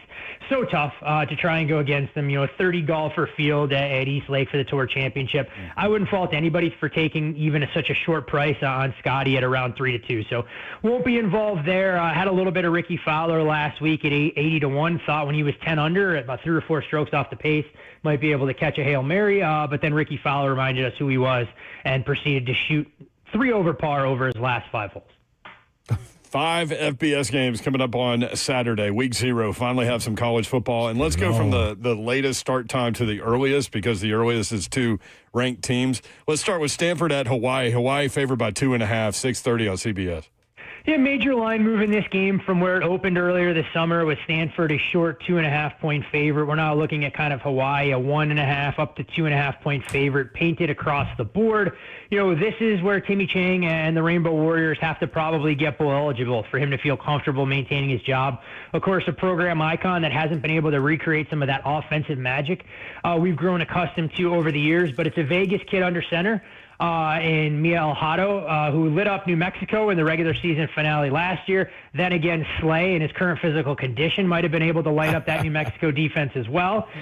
So we take that with a grain of salt. On the other side, Stanford, a program really going through transition. Frank Reich, the interim head coach, given everything that unfolded this offseason. A little bit surprising that they don't go with a 5-star recruit for game one. Ben Gulbranson, who I think has been in college for 9 years now as a quarterback, will get the reins. He's a guy that's going to manage games more so than hit some of the explosives. Weather could play a role. Expectation is 15 to 25 mile an hour wind gusts on the islands for an unusually early start. Lean under the total at 51. Don't really want to get involved with the side. Understand where this line move came from, but at the same time, I'm not running the late points with Hawaii here, and what I would still call a must-win for them and a chance in their quest to get to 6 wins. I mean, yeah, they're finally playing in their own stadium. Like, okay, Hawaii, get it done. That's what from what I've been told, the athletic complex that they've built there is something pretty remarkable. So we know with this Hawaii football program, that is kind of their flagship program.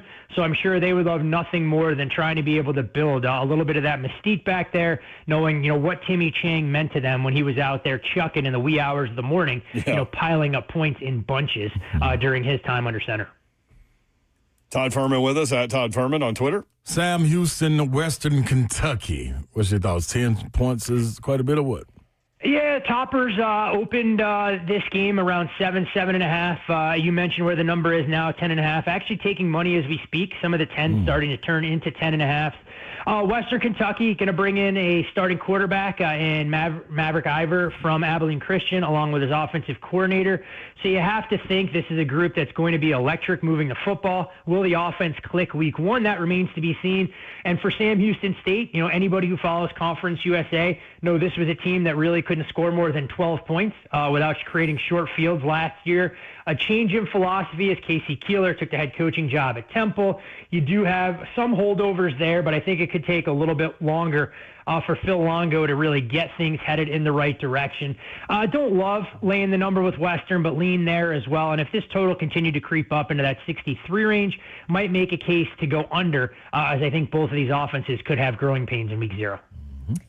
Kansas with its little precursor to their week 2 battle at Mizzou. They get Fresno State, and they are favored by 11.5 right now. It's surprising that Fresno has taken as much money in the market as they have. 14.5 is where this number opened, the total largely unchanged. Kansas is a team that professional bettors have looked to go against as far as their regular season win total is concerned. But this isn't a spot where I'm running a step in front of KU. We talk about, unorthodox situations, and Kansas kind of went through that last year. Didn't have the luxury of playing any games on campus, and that was one of the more, decrepit stadiums, for a lack of a better term, that we had seen in Lawrence. Lance Leipold has really resurrected this program. I think there's going to be a lot of energy in this building, and while I think Fresno State gets a little bit of stability and they'll have the culture building with a former North Dakota State head coach, I'm not sure that this roster is up to snuff for week 1. Again, respect the money that has come in on the Bulldogs, but when we're under 2 touchdowns, for me, this looks like a game to bet Kansas or pass. I think it'll be an electric environment with a veteran quarterback in Jalen Daniels, who has a chance to go out there and put up some crooked numbers, but going to be looking around the huddle and see plenty of unfamiliar faces. Jalen Daniels, for those that don't know and haven't paid attention to Kansas, which is probably a lot of people listening to us, is a fun watch. Yeah. He really is. Yeah. It has been. Yeah. Mm-hmm. Yeah, you hope, he has gone through a lot with his overall health, and you hope that back holds up. And this is what you run into when you're a college quarterback, approaching 30 years of age like Daniels is. Hey, you never know when you're going to wake up and have to deal with back spasms before you're going out there with 18 and 19-year-olds running after you. Arthritis is a bitch. Don't make them like they used to. I know. No, we used to have back trouble all the time and get out there and play. Todd, 2 more games. Let's get to Dan Mullen and UNLV. I like the under on the win total. What do you like in this game? 24.5 UNLV favored last time I looked. Interesting dynamic that Coach Mullen is trying to build out here, pick up some of the momentum for Barry Odom, who took a program that was more or less an afterthought in the Las Vegas sports landscape and made that somewhat relevant. I mean, this was a UNLV team last year who played exceptionally well, just couldn't beat Boise State, and that was their undoing. Two G5 transfers at the quarterback position, Alex Orji, and I say quarterback loosely because Alex Orji can't throw a forward pass. One of the two guys, along with Anthony Calandra from Virginia, but Idaho State replacing a ton at every level of their defense. UNLV should be able to run right, run left, and go for 250 to 300 yards the way Dan Mullen would like. But that's also the reason that they're close to a 4-touchdown favorite in this spot. If you think Idaho State can move the ball a little bit against the completely revamped UNLV defense, albeit one littered with some high-level recruits looking to try and get a little bit of footing at the at the G5 level. We'll see what happens. Lean over the total at 65.5, but again, no strong sentiments here. Should be interesting. This game, of course, getting rescheduled from week 1 to week 0, given the Canelo Alvarez fight that will be on the Vegas schedule next weekend instead. Gotta love Vegas, man. Yes. Boxing affects college football. That does not happen in the South. You got to move things around a little bit. And for anybody who's been to UNLV home games, look, it's not exactly standing room only at Allegiant Stadium when you're playing an FCS opponent. But UNLV will have an opportunity to make quite the statement, not in this game, but when they play host to UCLA. Rare to get a Big Ten opponent in here for a true home game, so that should be a fun one on September 6th. All right, for the first time in over 2 decades, I think, we get a ranked opponent here in week 0. Or a ranked matchup. Iowa State at Kansas State, and Kansas State favored by 3.5. Yeah, Farmageddon overseas, and this is a game where we have seen a battle in the betting market. Kansas State opened as a 3.5 point favorite. Number got as high as 4, and that's where you start to see a little bit of Iowa State money enter. And it's kind of painted that 3 across the board. You mentioned 3.5. There are a couple of those out there as well. We did see a little bit of over money start to trickle into the market today, 49, now as high as 51 at some prominent books out here in the desert. When you look at these two teams, both have veteran quarterbacks, Rocco Becht on one side for Iowa State, Avery Johnson on the other. The big question for Iowa State is we saw some regression in Rocco Becht's numbers as the season progressed last year, and it's tough to replace NFL-caliber wide receivers like he's going to have to do, both, of course, honing their craft now with the Houston Texans. But they do have a deep backfield, and I would have to imagine Matt Campbell and company are going to want to try and run the football, establish that line of scrimmage, and play with a physicality. We'll see if Iowa State can shore up their run defense, because it was an area that really let them down last year, especially in the conference championship game where Arizona State did what they wanted when they wanted. The reports out of Manhattan say that Avery Johnson continues to progress as a thrower. Again, you can believe all these press clippings until it's under the bright lights in a game like this. That could go a long way in determining the pecking order in the Big 12. I'll withhold judgment. So it should be a fun game to watch. Just don't feel like it's a game running to try and bet. Maybe look for a halftime angle more so than anything else. But a great way to kick off the season, because I really believe this one will have lasting ramifications in a conference race, as we get deeper and deeper into the fall. Was the Rocco Becht number regression, did that have something to do with injury too? It's a good question, and we had heard a little bit of rumblings out of Ames that was the case, and it's always tough to try and figure out if that's what's contributing to it, or film gets out on some of these guys. So it's part of what I want to see this week. If Rocco looks a little bit more poised in the pocket, one of the more dynamic quarterbacks they've had under center since Brock Purdy was there. But Purdy was the same way, not necessarily because of injury, but if you look at Purdy's numbers when he got to Ames over the course of his time there, I mean, this was a quarterback who actually saw his skill set revert, and it was why he became Mr. Irrelevant in the NFL. And it took Kyle Shanahan kind of rebuilding him compared to what we thought Brock Purdy was going to be, when a lot of people had talked about him being a day 1 or day 2 NFL draft pick, given some of the crooked numbers he put up in his first couple seasons there wearing a Cyclones jersey. Oh no, is Matt Campbell ruining quarterbacks?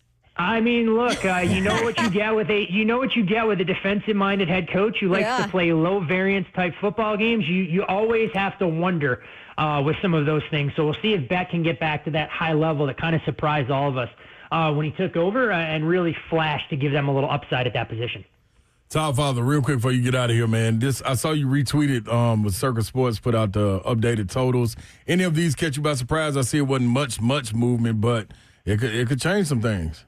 Yeah, not a ton of movement with the power conferences, as you mentioned, Slay. You saw Alabama, just a little bit of movement on the juice. Arkansas taking under money, not a shock at all over the last couple of months. When we go through the rest of the list, I mean, Georgia, not for no shock to anyone, has remained largely unchanged. And you try and figure out where perception around some of these programs has gone.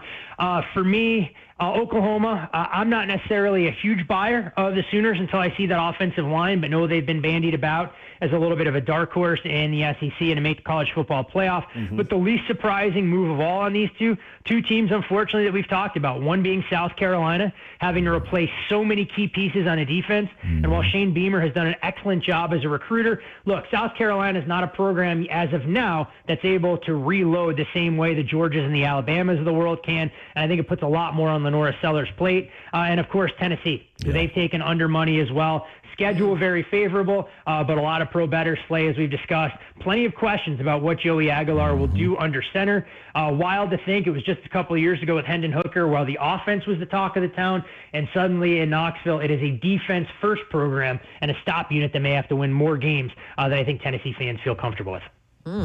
Todd Furman, at Todd Furman on X. Brandon on YouTube says, I'm going to miss the pod. Ryan says the pod being gone sucks because I love listening to Todd. Dewey Cheatham Howe says I could listen to Todd for an hour. Well, tell Dewey Cheatham how I'm very thankful for that because my wife can only listen to me for about 3 minutes a pop. So it's good to know that somebody values my input, especially when it comes to this kind of stuff on a day in, day out basis. I love that we're talking about games. Next week is really going to be fun. Yeah, should be no doubt a great weekend ahead. A couple of top 10 matchups, a couple of matchups that'll fly under the radar, and I know you guys don't shy away from throwing the kitchen sink at me. So it'll be a rapid fire with college focus before we get college football and the NFL just 2 short weeks away. At Todd Furman, thank you, Todd. Always a pleasure, guys. Man, he's great, huh? Good stuff. And he's great. All right, when we come back, may or may not be funny. Also, Field Yates with the new 2026 NFL mock draft up on ESPN.com. I've got the first round SEC players, the top 5. Who are the Titans taking according to Field Yates, as we are a year away almost. And how many quarterbacks? We've got all that for you next. 615-737-1045.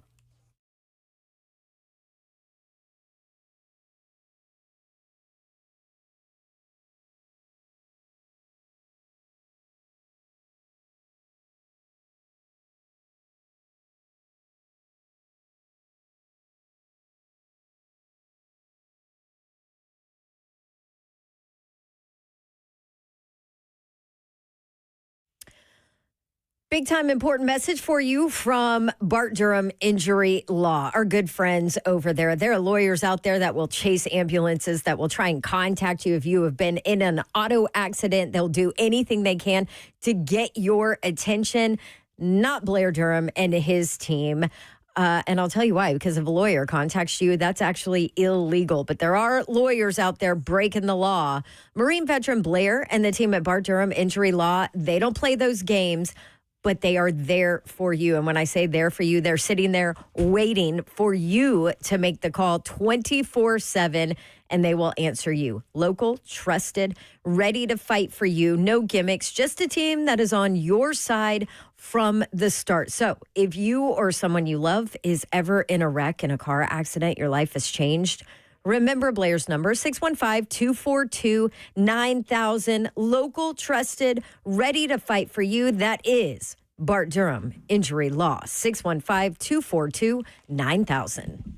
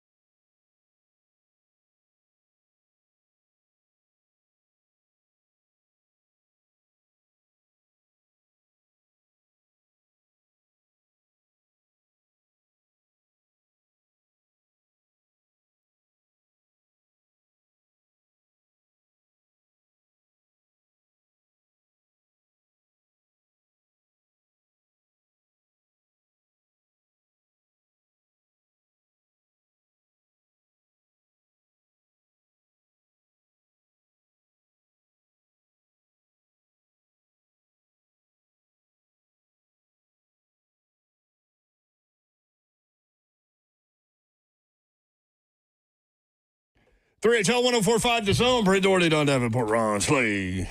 Executive producer of 3HL is Zeph. What's up? So Zeph's wife on YouTube said she liked raspberry and she said strawberry. Strawberry and peanut butter Uncrustables. Where are you? I'm a grape guy. Good job, Zephyr. House divided. That's what I'm talking about, Zephyr. No, it's not divided. Zephyr. I don't even do like strawberry. Sorry, listen. I don't even do strawberry jelly on like just toast. Because you're a real one, brother. You don't do strawberry anything? Not strawberry anything. Just jelly. I don't like strawberry jelly. Field Yates has a new 2026 NFL mock draft up on ESPN.com because why? I don't know, but I love looking at stuff like this. But honestly, it's because like I wanted to present you guys with some players, if you're an SEC fan, for example, that you will see this year, and that will be significant players theoretically. But the top 5, he's got Cleveland taking Arch Manning. Arch dialing back his grandfather's comments the other day. Cleveland, number 1. Arch Manning. They're just going to fill up with quarterbacks. If it's going to be that, Arch ain't coming out. No, it's the Saints going to take him no more. I don't think he's going to come out anyway. I do. If the You Saints, do? If the Saints were there, absolutely. Oh, if the Saints are, yes. Oh, yeah. Because of his dad, granddad. New York Jets, Lenoris Sellers, quarterback, South Carolina, number 2 overall. Who's up there right now? Fields? Yep. Yeah.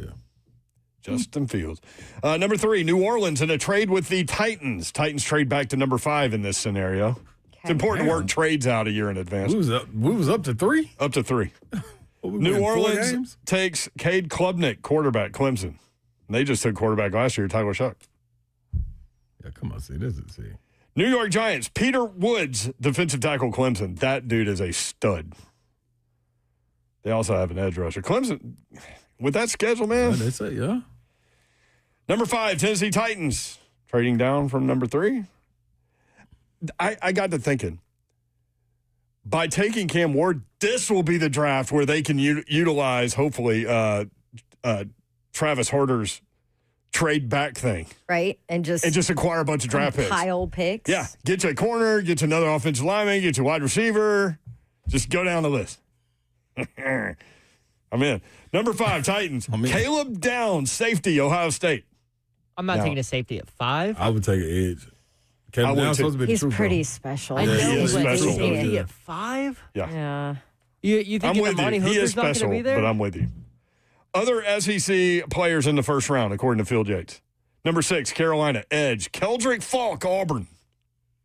That dude is a stud, too. Yep.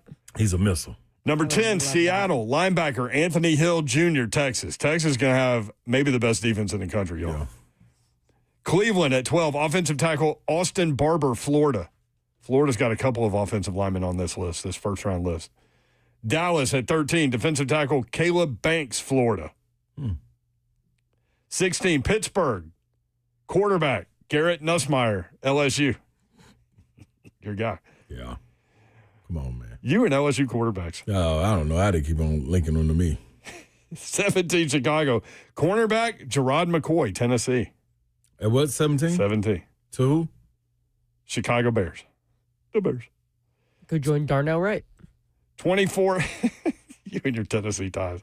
I know where they're at. He could join a lot of players on that team.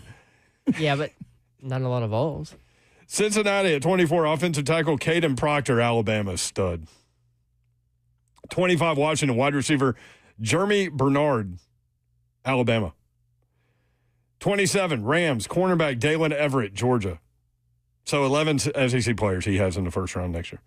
Quarterbacks, Arch Manning, Lenoris Sellers, Cade Klubnik, Sam Levitt, 9 to the Rams. Drew Aller, Penn State, 11 to the Colts. Colts. 16, Garrett Nussmeier, LSU to the Steelers. I'm going to keep a close eye on edge guys, man. Yep, for sure. Definitely that. May or may not be funny. Uh-oh. Brent Doherty sends a lot of random things to 3HL. What the hell is even that? Sometimes they may be funny, and sometimes they may not. It's not funny! This is May or May Not Be Funny. You cannot lose when you go with Charles Barkley. This was like a top 5 things that Charles Barkley has said on Inside the NBA. Go. I have been arrested, I think, 4 times for hitting fans. I was wrong. 4 times, I think. I was wrong. No, 6. I think it's either 6 or 4. Whatever it is. I think if you just sit at home in your grandma's basement with your drawers on, typing on your damn keyboard, shut the hell up. Cookies on their stomach. Yeah, cookie crumbs on the stomach. As I told you, Ernie, everybody think they're married to a Playboy bunny until they get most people married to rabbits. There you go, 126. I would give you more on that, but I've heard it 150,000 times. I could never root for Alabama under any circumstances. I told you, if they played Afghanistan, I'd be pulling for Afghanistan. Zion warming up. Chuck, you had a visceral reaction to this. It looks like me and Shaq had a baby. What it look like, Chuck? Like me and you had a baby. God dang. That's too... They eat good in New Orleans. Ain't lying. I mean, Ain't you lying. could just play clip after clip of Charles Barkley. Chuck, man, treasure. He's a treasure, man. He's the best. He would root for Afghanistan Dude, over. that was hilarious. But you almost spit out That yourself. was hilarious right there. I don't remember ever hearing that one. That's a good one right there. Man. All right, more 3HL coming up. We got lots to get to. College football, the NFL, Titans, all that coming up. Keith, hang with us. We'll get to you. 3HL 104.5. This is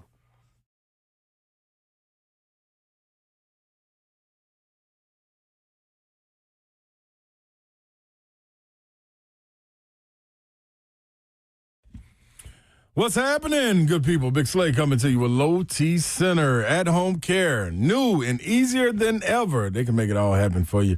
You got to understand that I'm telling you, fellas, you have been thinking about your testosterone. I know you have. So why don't you go and get your T levels checked? Right there. They got on-site labs that make it real simple, real easy to do. And also understand that at-home care is available. Low T Center, they have clinics conveniently located around town. You have the power to choose if you want to be treated in the clinic or if you want to receive it at home. Either way, it all starts with a quick test at the center. The on-site labs make it quick and easy to get results in fast pace. 20 minutes. Yeah, that's real quick. If you decide you want it at home treatment, let the provider know, and they will educate you on everything that you need to do to treat yourself at home. With the new mobile app, it's even easier to meet with the provider. All you got to do is go to fixmylowt.com and understand that Low T Center is reinventing men's health care and women's as well. But go to fixmylowt.com. All right, you know that life can change in an instant if you are involved in a car accident. Throws everything off. From your job, your ability to do your job, which then in turn affects your bills, and then your stress levels, your mental health, your peace of mind, your physical health. I mean, the list is long, and that is when you need to call our good friends over at Bart Durham Injury Law. Marine veteran Blair Durham. See him all the time at a million different charity events, giving back to this community. They have been here in town forever. Him and his team have been fighting for folks in Tennessee for years, making sure insurance companies pay up. There's no upfront cost to you. There's no waiting around. It's just real people who have been here forever, making sure that you get what you deserve. So if you have been injured, if you were involved in a car wreck, don't wait. Call BDIL 615-242-9000. They are there 24/7. They're ready to fight for you. That's Bart Durham Injury Law. Call Blair 615-242-9000.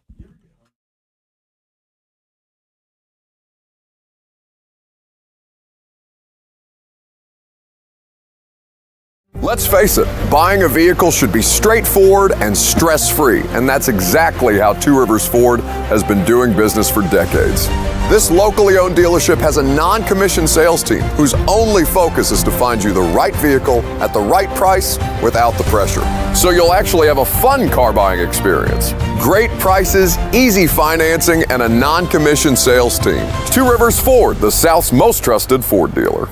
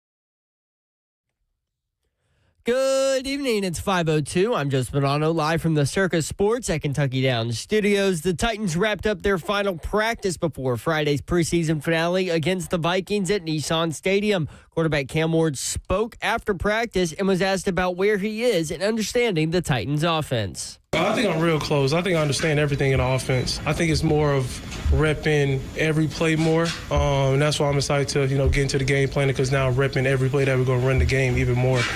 In other Titans news today, cornerback Sneed passed his physical and was activated off the PUP list, and he returned to practice. Sneed, who hasn't participated in any on-field activity since being placed on IR in November of last year, says he's confident he'll be ready by Week 1 against Denver. For your foundation repair and waterproofing needs, you need to visit USSTN.com. Breaking news at once on your home for the Titans and Balls. This is 104.5 The Zone.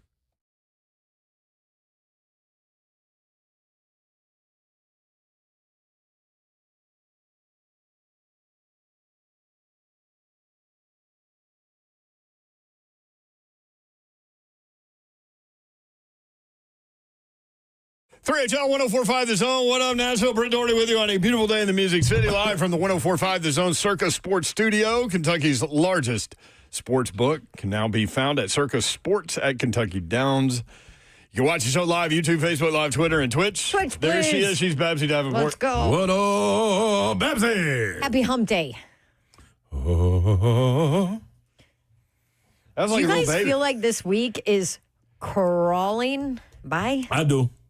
Is it because we're so close to college football, And a Titans preseason game at home, It's right there on us. the NFL? It's all right here. Mhm. I just feel like this is the longest week ever. Yeah. It's only Wednesday. Am I the only one? And because No, I because think it's been so hot out. I think it's going by fast to me. Okay, well, It's already Thursday in my head. well, yeah, but Your even little then, week always go fast for some reason. You're skipping days, man. It's already Thursday in my head. playing Remember, I checkers. told you, it feels like Savage is on every day. I told you that a while back. Oh, yeah, on Thursday. Yeah. I'm like, he is. It's always Thursday. It feels every like. morning. Oh, yeah. Yeah, he is. 6 You to mean 10 with weekday us. mornings on Yes. 104.5 The Zone. Ramona You did a little baby hump day. Yeah, that was a little A little tease. a little tease and a little salute to Babsy on her home day. Yeah. We don't. Just stop bringing that up. I'm sorry. We don't like to bring up old stuff. You're right, Babs. That's my bad. I usually don't even do that either. Don't you dare. See, don't Don't you dare, Zephyr. Don't go down there. Don't go down the street. I wouldn't even think about it until you looked at me and said something. This is a great headline. I tried to type in, when did Iowa State leave for Dublin? I'm trying to figure out the travel schedule of these two teams. And this popped up. The Cyclones and ranch dressing are preparing for Ireland inside Iowa State. Wait, what? I'm going to click on it. Absolutely. That's Good a hell job. of a headline. Why is ranch dressing going to Ireland? Oh, because they don't have it there. Oh, they don't? I don't think so. I think I remember this. So you have to bring your own. Oh, you got to bring your own dressing everywhere when you go across the water. I used to get mine shipped. I bet you did. I did, seriously. How I big told y'all, was the didn't I? box? Oh my God! Like, dude, Chris would go to the grocery store in the same buggy that she got all my groceries in. She would just go next door, to FedEx with the buggy, and get the box and let them help load it up, pack it up. Yep, dude, I used to get that. I told y'all how I used to come. I used to have a belt of sauces. How much did that shipping cost? Oh, it was stupid. Yeah. Then I found the military base, which made it easier. You could buy there. Wait. Buy them. You had a sauce belt? Yes. Well, my sauces, when I used to come downstairs to eat for the team dinners and team lunches, I wear my sauces. I had honey, Italian dressing, Where is A1. this belt? I left it over there. Oh. Let one of the young guys keep my dream alive. You're like a sauce superhero. Yeah. Like, this was dope, dog. I feel like we need a new one. No, this is amazing. I'm talking about, like, I had all my sauce. A1, Heinz 57, Italian dressing, honey. Mustard. No, honey. Regular honey. Just regular yeah, honey. ketchup, because they don't have Heinz like that. You know what I mean? And it tastes funnier. Yeah, it you know what I'm tastes saying? different. It does. So, yeah, like, Babs, I'm coming through strapped. They ain't playing with me. I ain't playing with them. All right, Mayor, is that what they're talking about? They're bringing their own ranch dressing? Well, I haven't gotten there yet, but I do want to ask Slay about this because we brought this up earlier. So Iowa State, I don't know about Kansas State yet. I will check them. But from a travel perspective, you said you need like 3 days to get acclimated. Yeah. They're leaving today. They're going to lose. 10-hour flight. They're going to lose. They're going to lose. What's today? Today Wednesday. They play Saturday? Yeah. They losing. Dude, you get there, it's already Thursday. No, you losing. And the time they coming from, they already, what are they, 2 hours behind? What are they, 2 hours behind us? Got to be an hour. Who, Iowa? Yeah. They practiced. No, they're the same. They're on the same time zone as us? I think they're Central Time. Oh, They were good they for them. practiced today and then flew out. They're Central. That's good. Okay, maybe they'll be tired and go to sleep, but when you get there, that ain't how it works. People gonna be so excited. I'm telling you. So basically, they're flying overnight. Overnight.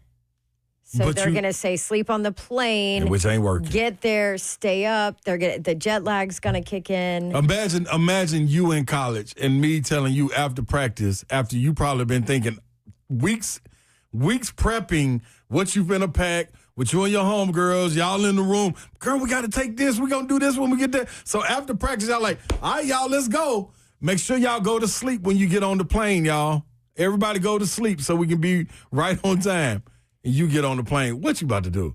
Man, you going to be tapping your homegirl. What movie you watch? Now, what movie you watch? Oh, no, but look at this on the phone. Look at this. Hey, let's go in the back and mess with Carla. Carla and them back there, they crazy. Let's go mess with them. Then you messing with the little stewardess. Come on, dog. Man, ain't nobody going no sleep. Ain't nobody going no sleep. Overseas? Your first time? Come on, dog. They No. should have left yesterday. Easily at the latest. Yesterday. Did you? Okay. Do I need to look up Kansas State? Yeah, I bet they was gone. I'm gonna look them up next. But yeah, if you don't mind, Kylie said Kylie is the dietitian or whatever for the team. Said yeah, she's awesome. A consistently fed athlete is a high performing athlete. To ensure that, the Cyclones are bringing all the food, including condiments.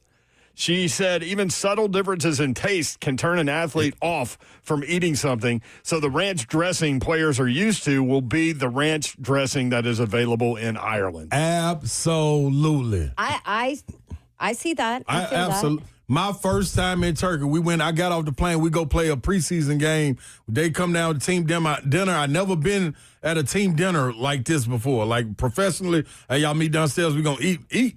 All right, I can get my own food. Now we eat together. All right, cool. I get down there. They give us the food. The food ain't got no taste for real. So it's bland. I don't need my sauces and everything to go with it. They like, we ain't got them sauces. And bring me some ketchup. Ketchup got a weird taste to it. I don't eat. Man, I feel like I'm going to pass out at halftime. Dude, I'm telling you. No. It changes everything. Check this out. Players will have 4 meals daily and snacks as needed. One meal will incorporate authentic Irish cuisine. No, I wouldn't mess with that. No, y'all. I'm telling y'all. What is Irish cuisine? Lord knows. I mean, shepherd's pie. Okay, I love me some shepherd's pie. Yeah, but not when you're going to go play a football game. The heaviest possible thing you could possibly find heavy. to eat. Why would you do that? It's pretty heavy. It's like mashed potatoes with Pot roast and carrots and They're going down. Oh, they're going down. I would say going down. What? Automatically. Just off the funny stuff they doing. Come on, dog. Funny stuff. Come on, man. What did y'all find for Kansas State? Are you ready for this? Yes. They're both going to lose. Wait, they both can't lose. Yes, they can. Yes, they can. All right, Zev, hit it. So Kansas State plans to bus to Kansas City later this afternoon. 2 hours. It's a 2-hour bus. All right, okay. Bus drive. And then listen, Kansas State's in Manhattan, and it ain't anything like the real Manhattan. And then it's a 9-hour overnight flight to Europe. Yeah, They'll right. arrive in Dublin 6 time zones away from their home on Thursday morning, and then they'll head to practice that afternoon. When they leaving? Tonight. Tonight. That's Or crazy. later It's basically the this same as afternoon. Iowa. So do you think this the NCAA that did this and said they had to? It's no way them coaches said, you know what, let's all leave Wednesday. It's no way, y'all. I'm telling y'all, there's no way possible. Tyler said they should have Irish car bombs. Also, listen, I've had I went through a spell of those. It's a terrible idea. The Kansas State head coach, Chris Kleiman, said that they'll have a special team dinner after practice on Thursday, and then they're going to go tour the city. And then on Friday, they have practice again, and then they have a pep rally with their supporters over in Dublin. That is why you go early. You need to get back to resting in football as quick as possible. Dog, that's why you got to get over there early. I ain't even mad about them leaving on last Saturday.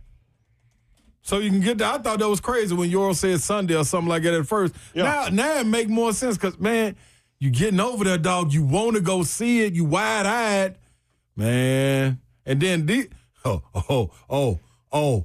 let me go and add this little dynamic in there. Social media, ladies and gentlemen. Yeah. Don't think they ain't been in touch. Coaches, I hope y'all listen to me. Don't think they ain't been in touch with the little young females on their little phone. Don't think that. What, in Dublin? They ain't everywhere, Babsy. They ain't everywhere. What? Man, what? Man, social media, them folks is hitting them people up. Man, you live close. Like the Ireland people are hitting them up? Ireland. What's the next country? What's the next close country, Zell? Come on, quick. To Yeah. Ireland? Yeah, next close country. United Kingdom, England. Yep. People from England. That's a 30-minute flight. Get on over here. Remember Jimmy Shapiro when he was single? Yeah. Dog, Yeah. Boy, he just pulled up on his phone. There's like 500 people that hit his You criteria. talking about walking around. Walking around to see the city. Yeah, we gonna see the city. we gonna damn sure see the city. Oh, my Y'all better be ready from the rooftops, too. I'm telling you, it's gonna be wild. Man, this little hope y'all took your phones. Okay, but hold on. The whole swipe left, swipe right app or whatever, that doesn't happen in a different country. Guess what does, though? Instagram. Them direct messages is wide open, baby. And they waiting. NIL in effect, too. You about 250. Let's go. It's showtime somewhere. Man, okay, all right. Okay. Watch this game, y'all. Watch this game. So you're saying this could be an absolute Shiano show. Every bit of it. Everybody's saying hammer the under. I'm telling you, dog. Hey, man, all right, man. Boy, we're finna see some true discipline. Whichever team is the most disciplined. But it's gonna be the show on this field come Saturday. I'm telling you that now, right now. Sure. Yeah. Ain't nobody. All right. So if they still have their phones, you're saying it's going to be a show. Man, from the Wi-Fi on the plane. Hey, what's one of the Irish women names? I don't know. Find one, Zeph. Find one. Gertrude. Like, it got to be something. Gertrude. It's got to be some kind of Irish name. What's an Irish name? A woman's name. Oh, man. Come on, Zeph. Maeve. What? Maeve. I don't know. That's what Google said. 4 hours before we land. We on the way. Wi-Fi's buzzing. Man, We'll be there at 2 in the All right. I'm telling y'all, we be there. You know where Maeve gonna be? Right next to that little hotel door. Checking in. Just hanging out in the lobby. Yeah, all right, boy. Okay. Whoa. I'm telling you, I done seen some of the wildest things, y'all. Saoirse, Kira, Maggie is a good one. Come on. Without the pacifier. I'm trying to tell y'all, listen, this is what I'm telling y'all. This is what I'm telling y'all. Straight up, and I mean this wholeheartedly. Anye. She right there up the alley. You know, Anye, that's on the way. I told you. Anye on the way. I'm telling you right now. This is what I'm telling y'all, though. Listen, man, telling y'all, man, these high school, think about these high school kids. They're and college these prep schools, kids. and these prep schools with the big names, Montverde, and people like that Cooper Flag and all them, not saying them specifically, but they rock stars. Y'all know that when they go on the road. Man, I done been around them, man. Listen, man, when they pick up their phone, them folks is live. Them people school way in Florida. You take them folks to Canada. You think that? Man, all right. Better put that blue tape on that door. Old school blue tape on the door, coaches. Yes. And you walk past there and that blue tape is tore, they ain't in there. And it's active. Find them. I'm telling you, activated. You didn't. Did you figure out how to get the blue tape? I never did. I didn't even know nothing about it. Coach Smith never got us on that one. I'm like, hey, man, we ain't even go nowhere, man. Y'all done tricked us with this little tape stuff. We was in Vegas. The Black Wookie says he ain't lying. I'm trying to tell y'all, man, this is going to be wild, man. That's the other side of it, though. But good luck, y'all. Zeph, you're fired if this isn't a promo. Man, Maeve, man. Taylor says, I did know a Maeve, and she was Irish. And where are you at? Okay, and CJ in the chat says, And now you know why they didn't go early. No, CJ, they need to get out their system. They should have went early. We can hunker down. Taylor said those corn-fed Kansas and Iowa boys don't know what they're getting into. Boy, big legs, baby. We on the way. It's going down. Oh, my gosh. We got to take a break.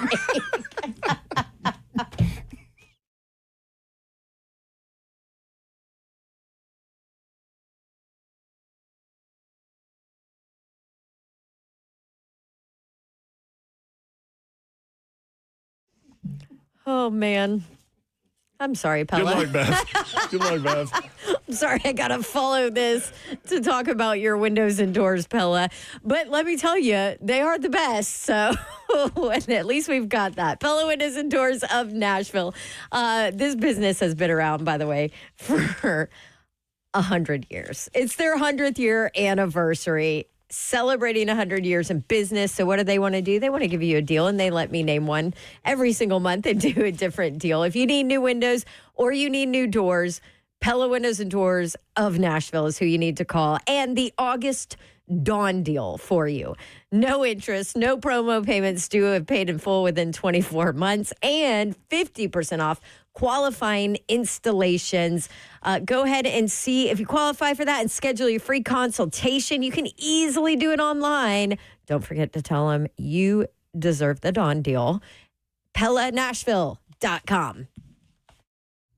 All right, y'all, what's happening? Medical house calls. Medical house calls, y'all need to be headed overseas to this game, too. Because I'm telling you right now, man, it's going to be needed. This is primary health care, urgent care, IV therapy. The IVs, they better be ready to roll. I'm telling you now, man, athletic recovery, immune-boosting blends, rapid rehydration, energy boost. All of this is needed, man. I'm telling, especially for the athletes. You're trying to understand why you're not getting the gains, why you're feeling a little under the weather, feeling fatigue, persistent illness, focusing on being productive. This is when you need the IV therapy most of all. 7 days a week, same day appointments available, next day guaranteed. The number that you have to reach out, 615-838-2375. 615-838-2375. Medical house calls is healthcare designed for your life. It comes to your door. No longer have to go to the urgent care, wherever you need to go to your primary doctor. They come to you and get it done. Just go to medicalhousecalls.com.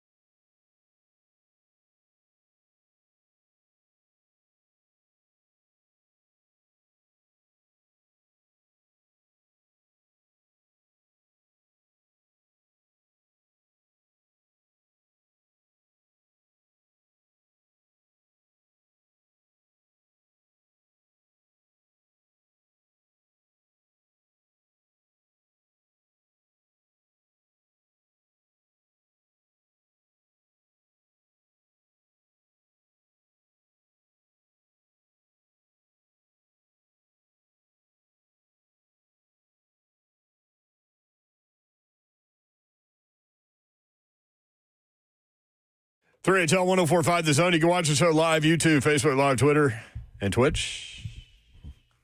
Twitch, please. Thank you, Babs. The chat is going crazy. What's wrong after with the chat? Slay's little diatribe about Iowa State and Kansas State football players finding women in Ireland. Hey, man, be careful. Hope them phones go dead so we can get a good game on Saturday. I don't know what this means, but BJ Jones says Irish women will pour Lucky Charms in your gas tank. They cray-cray. Oh, nobody driving. All women are cray-cray. Don't mess with us. Anthony, my favorite ex was Irish. Still kind of sad she moved back home. That's what I'm saying. There we go. You wanted to know what's in shepherd's pie? So, kid, Iowa State is going to have one full-on Irish meal. And you asked what is Irish food. The first thing we could think of was shepherd's pie. Here's what shepherd's pie is. You ready? Mm-hmm. Traditionally, shepherd's pie uses ground lamb, onions, carrots, and peas. Say carrots and peas. You can leave that one out mine. Mashed potatoes, often with butter, milk, and seasonings. And then with a crust on top of it. So it's a pot pie. The mashed potatoes it's a pot pie, but it's layered. With lamb. It's layered, though. Yeah. It's not all mixed together. Oh, wow. It's real good. Like it's So like a like layer. lasagna. It's like a layer of mashed potatoes on top of The ground lamb, on top of all the vegetable things. Mm-mm. And then you're going to go play a football game? Yeah, good luck. This is disaster written all over it. This is what this is. Turnovers. Apple turnovers.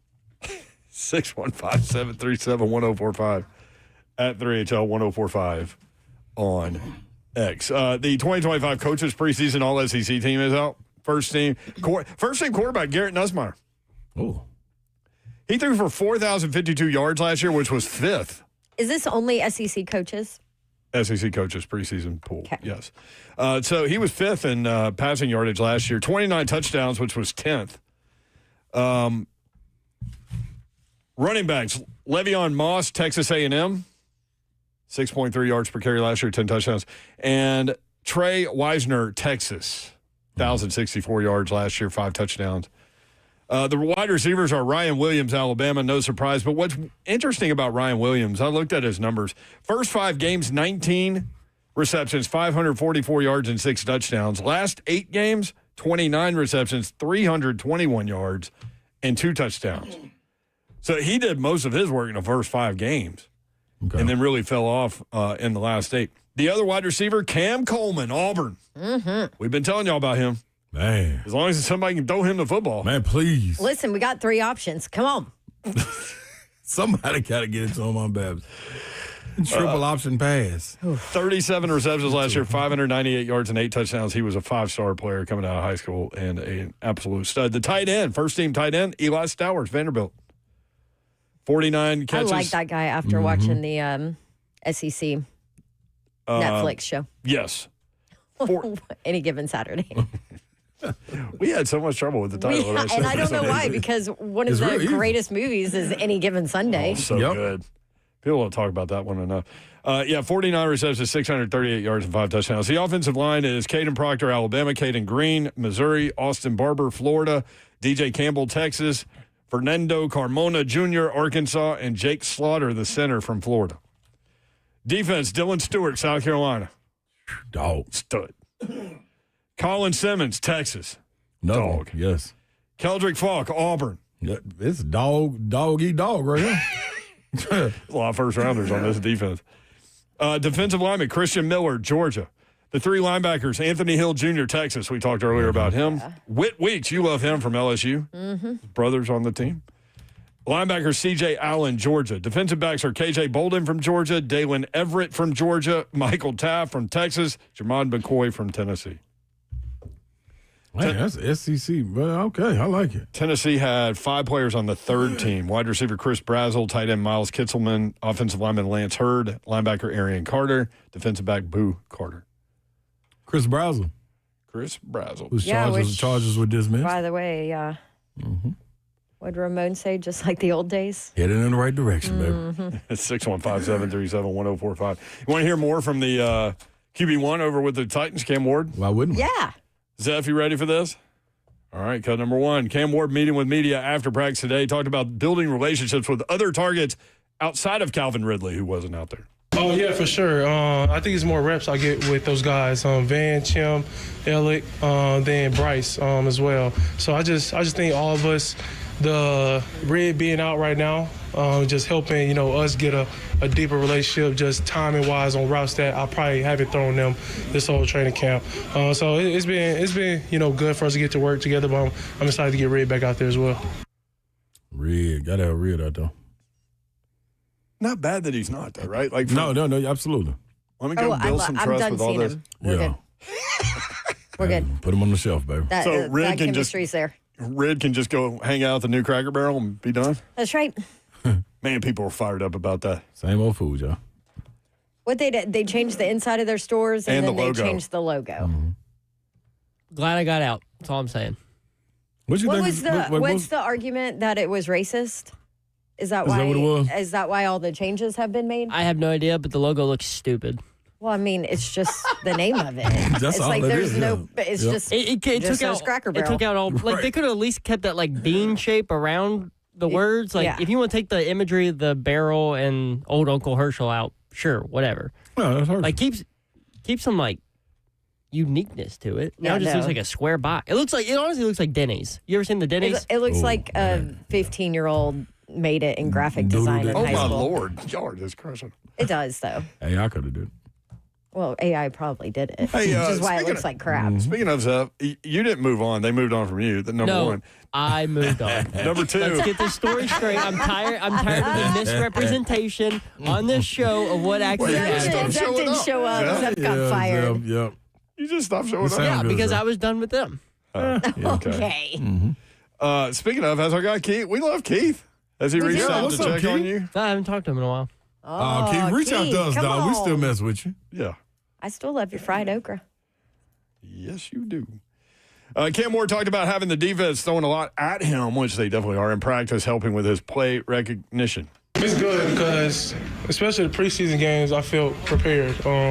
Especially from a protection and a blitz standpoint, I've seen everything since I got here after the draft. And so, I mean, I got better at it every day, learning protection, learning the trump calls to get to, and then also just adjusting my receivers on, routes that I want them to run. Makes sense. Yes, indeed. How about this one? How close is Cam Ward to understanding everything about this offense? I think I'm real close. I think I understand everything in the offense. I think it's more of repping every play more, and that's why I'm excited to get into the game plan because now I'm repping every play that we're going to run the game even more. So I think just when game time come, I'll be dialed into everything: scheme, protection, route adjustments, certain things post snap that I have to look at when I'm reading the defense. So I think game time, I'll be ready to play ball. Love that. I forgot to tell you this about shepherd's pie. There's also like this thick gravy that goes. That's Now, involved come in on, it. y'all. We don't need all that. The gravy. It's yummy. Keep the gravy, y'all. Babs loves it. Lamb I and love it, but you do need a nap afterwards. Yeah, that's ground lamb, Babs. I ain't trying to be that heavy. Yeah, it's good. You Lamb's wouldn't, supposed to be you light, wouldn't let me kill a beetle the other day. Well, I mean, when I'm eating it, I don't think about where it came from. Where's the Cam Ward? I don't either. Mary had a little. Oh my goodness. Poor Mary. Poor little lamb. Oh. Let's go back to Cam Ward. Yes. Did we already do this one? Yes. What does he text the coaches about? That's cut number 6 up. Sorry, I was ready for 4. All right, here's number 6. Yeah. Really bit of everything. If I don't have an understanding of a play, or if it's something that on film that I like versus the opponent, I want to get in the game plan. So it's really about everything. They text me, what I need to get better at from whether it's today or in the past. So it's really everything. We text about everything, life, everything. I can't wait till we get to the games so we can just analyze his game. Like, there's so much going on with him off the field that we need to know. Like, man, let's get You to done the hearing game. from Cam Ward now? No, I'm not saying that. I'm just saying, like, I like this is what we have to do. People want to hear this. Oh, this is good. Maybe. I mean, he typically is good. He gives thoughtful answers. How is it? Cam Ward, I agree. talking about how long does it take to learn what each pass catcher likes and building stability within that offense? I would say it takes minimum about 2 months, I would think, at least in my mind, just because every receiver runs their route different.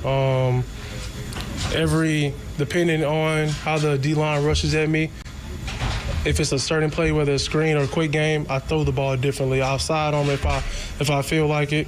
If not, I'll just go 3 quarters like I always do. So I think it just comes over time. But, I mean, we got a lot of work in over the summer. So those guys know how I'm throwing the ball, how I throw the seam balls. They know I'm trying to rip it over the middle. But I also know when I got to take stuff off over the middle, then on our deeper routes, I got to give those guys a chance to make a play. Having gone from like 2 or 3 stops in college to having to learn a different set of receivers every couple of years, has that helped in the process here of learning these guys? Yeah, it's helped a lot. And that's why I'm at the point where I want stability now. Like, I want to be able to build with people, coaching staff, teammates. Like, I just want people where it's not just a one and done year. I did that all through college, and I'm really just tired of it. So I think that's the best thing about, a lot of teams in the league, the good teams in the league, they have stability just throughout the program, whether it's not players or coaches, but the core is stable. That's going to be big. 615-737-1045. M-Bob says a lot of folks make shepherd's pie with beef. That's called a cottage pie, according to this website. Oh. We got you on your Irish knowledge. I mean, we're just interspersing things. Organized chaos, 3HL. Cam Ward talking about how important the last preseason game is to getting into a rhythm with the offense. I think it's real important in terms of us just playing at a high level and making drives count, whether it's with 6 or 3 points. And then just also getting guys excited to play football, having excitement on the sideline, getting guys their touches on the field, then at the end of the day, it's playing together. I think a lot of points can come from teams playing together, not playing selfish football. And, I'm just glad that we have one of those teams who play together. Titans quarterback, Cam Ward. Offensive coordinator Nick Holtz also talked with the media before practice. Nick Holtz talked about where Cam is at after 2 preseason games. He's really kind of answered every kind of challenge we've put in his way. I would say where we want to see him keep going is now that we've faced these 3 different defenses, now that we had we faced our defense, and then we played Tampa and Atlanta, and now this, blitz package coming up from Minnesota and all the things they can do, whether they do them in the preseason or not. It was a great exercise for him to go through kind of all these different versions of a protection plan, and really that's the biggest difference between playing college quarterback and NFL quarterback is just the variation of defense you can get. So for him, just keep recognizing, keep kind of investing in those things, and really got with the line this morning, and he's kind of doing some stuff in the protection meetings and things like that, and it's really good growth for him, and we just kind of keep giving him his little steps along the way. So we're really happy where he's at. I'm with you. I like hearing from Nick Holtz a little bit. I really do. I listened to his whole press conference this morning, and I feel like he's insightful and kind of joyful when he speaks. I like everything about it. Maybe he's just really happy because he has A, Cam Ward as a quarterback, and B, an offensive line that actually, provides some kind of protection. He talked about the improvement with the O-line this morning. I think we are generally ahead of the curve assignment-wise, obviously. I think we are so much further in communication, especially with having Corey and now getting Lloyd back, of really a year in it, recognizing all these things, knowing all our kind of answers that way. And then, I think we're ahead, but, it's kind of time will tell. You know what I mean? We're going to go up against some pretty good defenses here coming up, and those rushers are going to be kind of the real challenge, and that's where you really evaluate yourself. That's definitely true. It's funny because he's kind of tempering offensive line. I mean, we're all on cloud 9. Like, well, holy moly, we actually saw a pocket. This is crazy. Right. And Callie did the same. Not yesterday. Yeah, yesterday did the same with saying, you got to take preseason with a grain of salt. You think they're just prepping fans a little bit for Denver?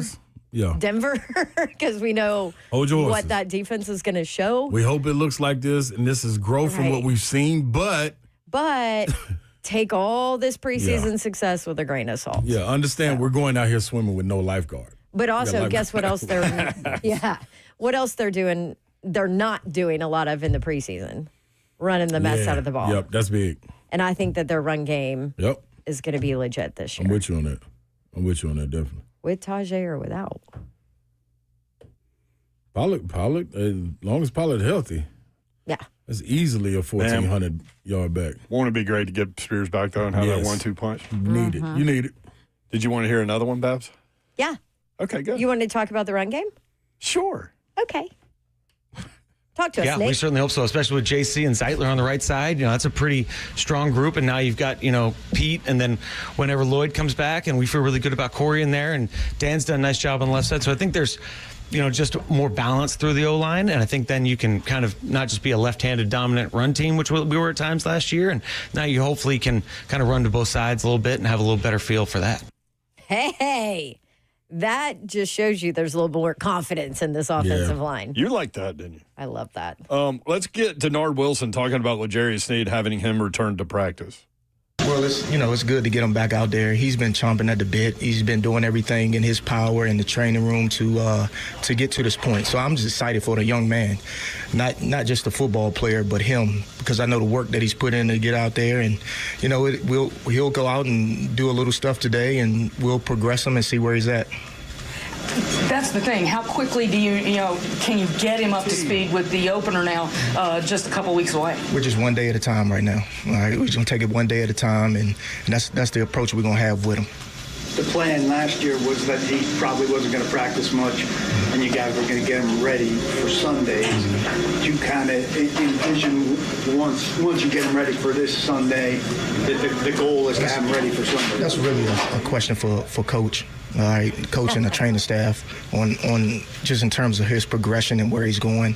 Right now, and I'm just excited for him to be out there. And as long as I see 38 out there, I feel very good. Yeah. Don't put that on my plate. No expectations or nothing. That's headman's job. That is exactly. He did that a couple times. Yeah. He deferred to Callahan. Smart. I'm working with what I got. The personnel I have. That's the beauty of being a coordinator. Is you can do that. Yep. That's the beauty. Hey, man, Mayor's in charge. You got to deal with him. Yeah, that's him. We can't help you there. Oh, no. The surprising elements to the 3HL bingo card for today coming up next. Also, Darrington out east. Hang tight. Babs has a little work to do. I got a giveaway. It's Winning Wednesday. I always have a giveaway. Babs Prize Closet opens on Wednesdays, and this is with the Sounds. The phone number, 615-737-1045. Caller number 5 right now. You win 2 tickets to see the Sounds host Charlotte for football night next Wednesday night at First Horizon Park. First 1,000 fans get a University of Tennessee reversible blanket. I like that. Okay, I'm just reading what this tells me. Listen, Dawn Davenport will just read what's put in front of her. The perfect blanket for the perfect university. You're going to need this, cheering on the best in the SEC this season. Seth, did you write this? Way to sell it, Dawn. I'm done with this. Perfect university, you said. Who wrote this? Wow, Dawn loves the University of Tennessee. Who gave me this promo to read? This is bunk. I love how you go Ron Burgundy without even reading it.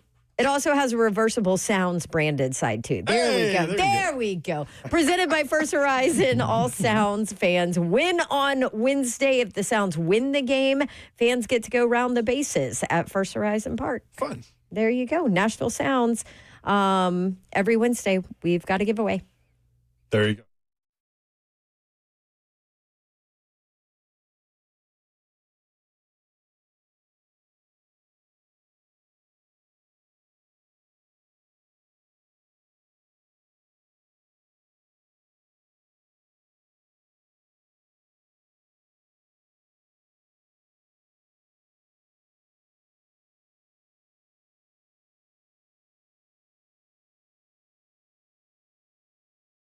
United Structural Systems is a foundation repair and waterproofing company that has served the Middle Tennessee area since 1994.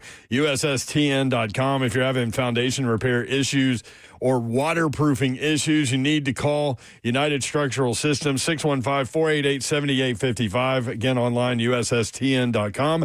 Foundation repair symptoms when it's hot and dry weather. Maybe you notice Soil cracking and pulling away from your home, leaving holes or gaps next to the foundation. Are your bricks cracking, walls bowing, doors or windows sticking, drywall separating, stair-step cracks in masonry, mortar joints, chimneys tilting or leaning? These are all signs of a possible foundation issue. Your house may be trying to tell you something. USSTN.com. When it comes to large home repairs, a lot of times homeowners pretend you don't see the warning signs. Maybe you're afraid of what you're going to hear. This is especially true with waterproofing and foundation repair. It could be something big that needs to be fixed. Could be a small problem now that will become bigger, or it could be nothing. Bottom line, you don't know what you don't know, and you certainly don't want to be sold something you don't need. You need peace of mind. United Structural Systems is the company to give you that. Homeowners trust USS, keeping homes dry and stable. We guarantee our best. Call USS, 615-488-7855. USS serving Middle Tennessee, Southern Kentucky, and Western Kentucky. Online, USSTN.com.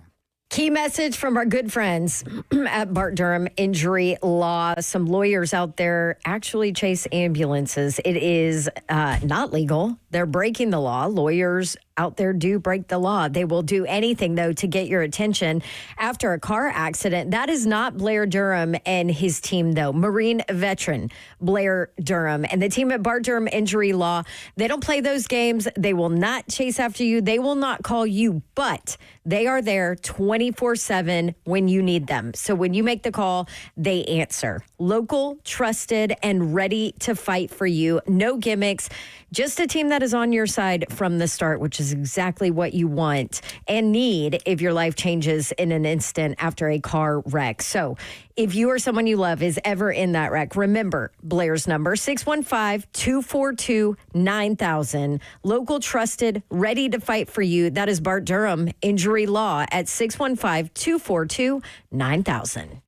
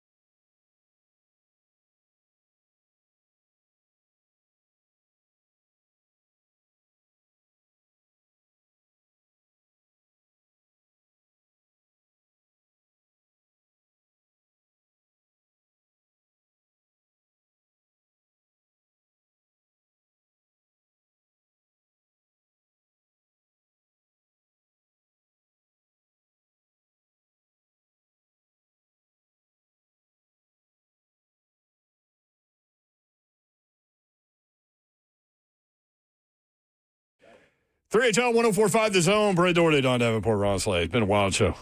It's that time of year. We're in it, baby. I would guess that several promos that you will hear running on this radio station have come out of today's show. Live from the 104.5 The Zone Circa Sports Studio, Kentucky's largest sports book can now be found at Circa Sports at Kentucky Downs. Beat us down. One of the two. Yo, can I give a shout out? Shout outs presented by your mom and M. Man, I got to give a shout out. You know what I mean? Susie, thanks for reaching out. But to our girl, Kim Pointer. Kim Pointer. Keep fighting, Kim. We know it's a lot of people battling cancer and going through chemo and different things, but we want you to know that we're with you. We're fighting with you, sending prayers your way, sending strength your way. So you attack this the way you're supposed to attack it, and we're going to be right here with you, you know what I mean, when you come out on the opposite end, victorious. So keep kicking butt, Kim. We love you. Let's go, Kim. Yeah. Bingo. You can watch the show live, YouTube, Facebook Live, Twitter, and Twitch. Twitch, please. Thank you. The F&M Bank chat is open. Bubba and Dixon, it's amazing to have a quarterback who knows how to manipulate the pocket and doesn't make the linemen overwork. Night and day, Ward versus Levis. I bet the linemen love blocking for Cam. Dang. Come on, Bubba. I mean, He's not wrong. Yeah, he ain't wrong. But that's your job, too, though. Like, just like, God. It's funny, man. Levis just catches strays whenever Levis can catch strays.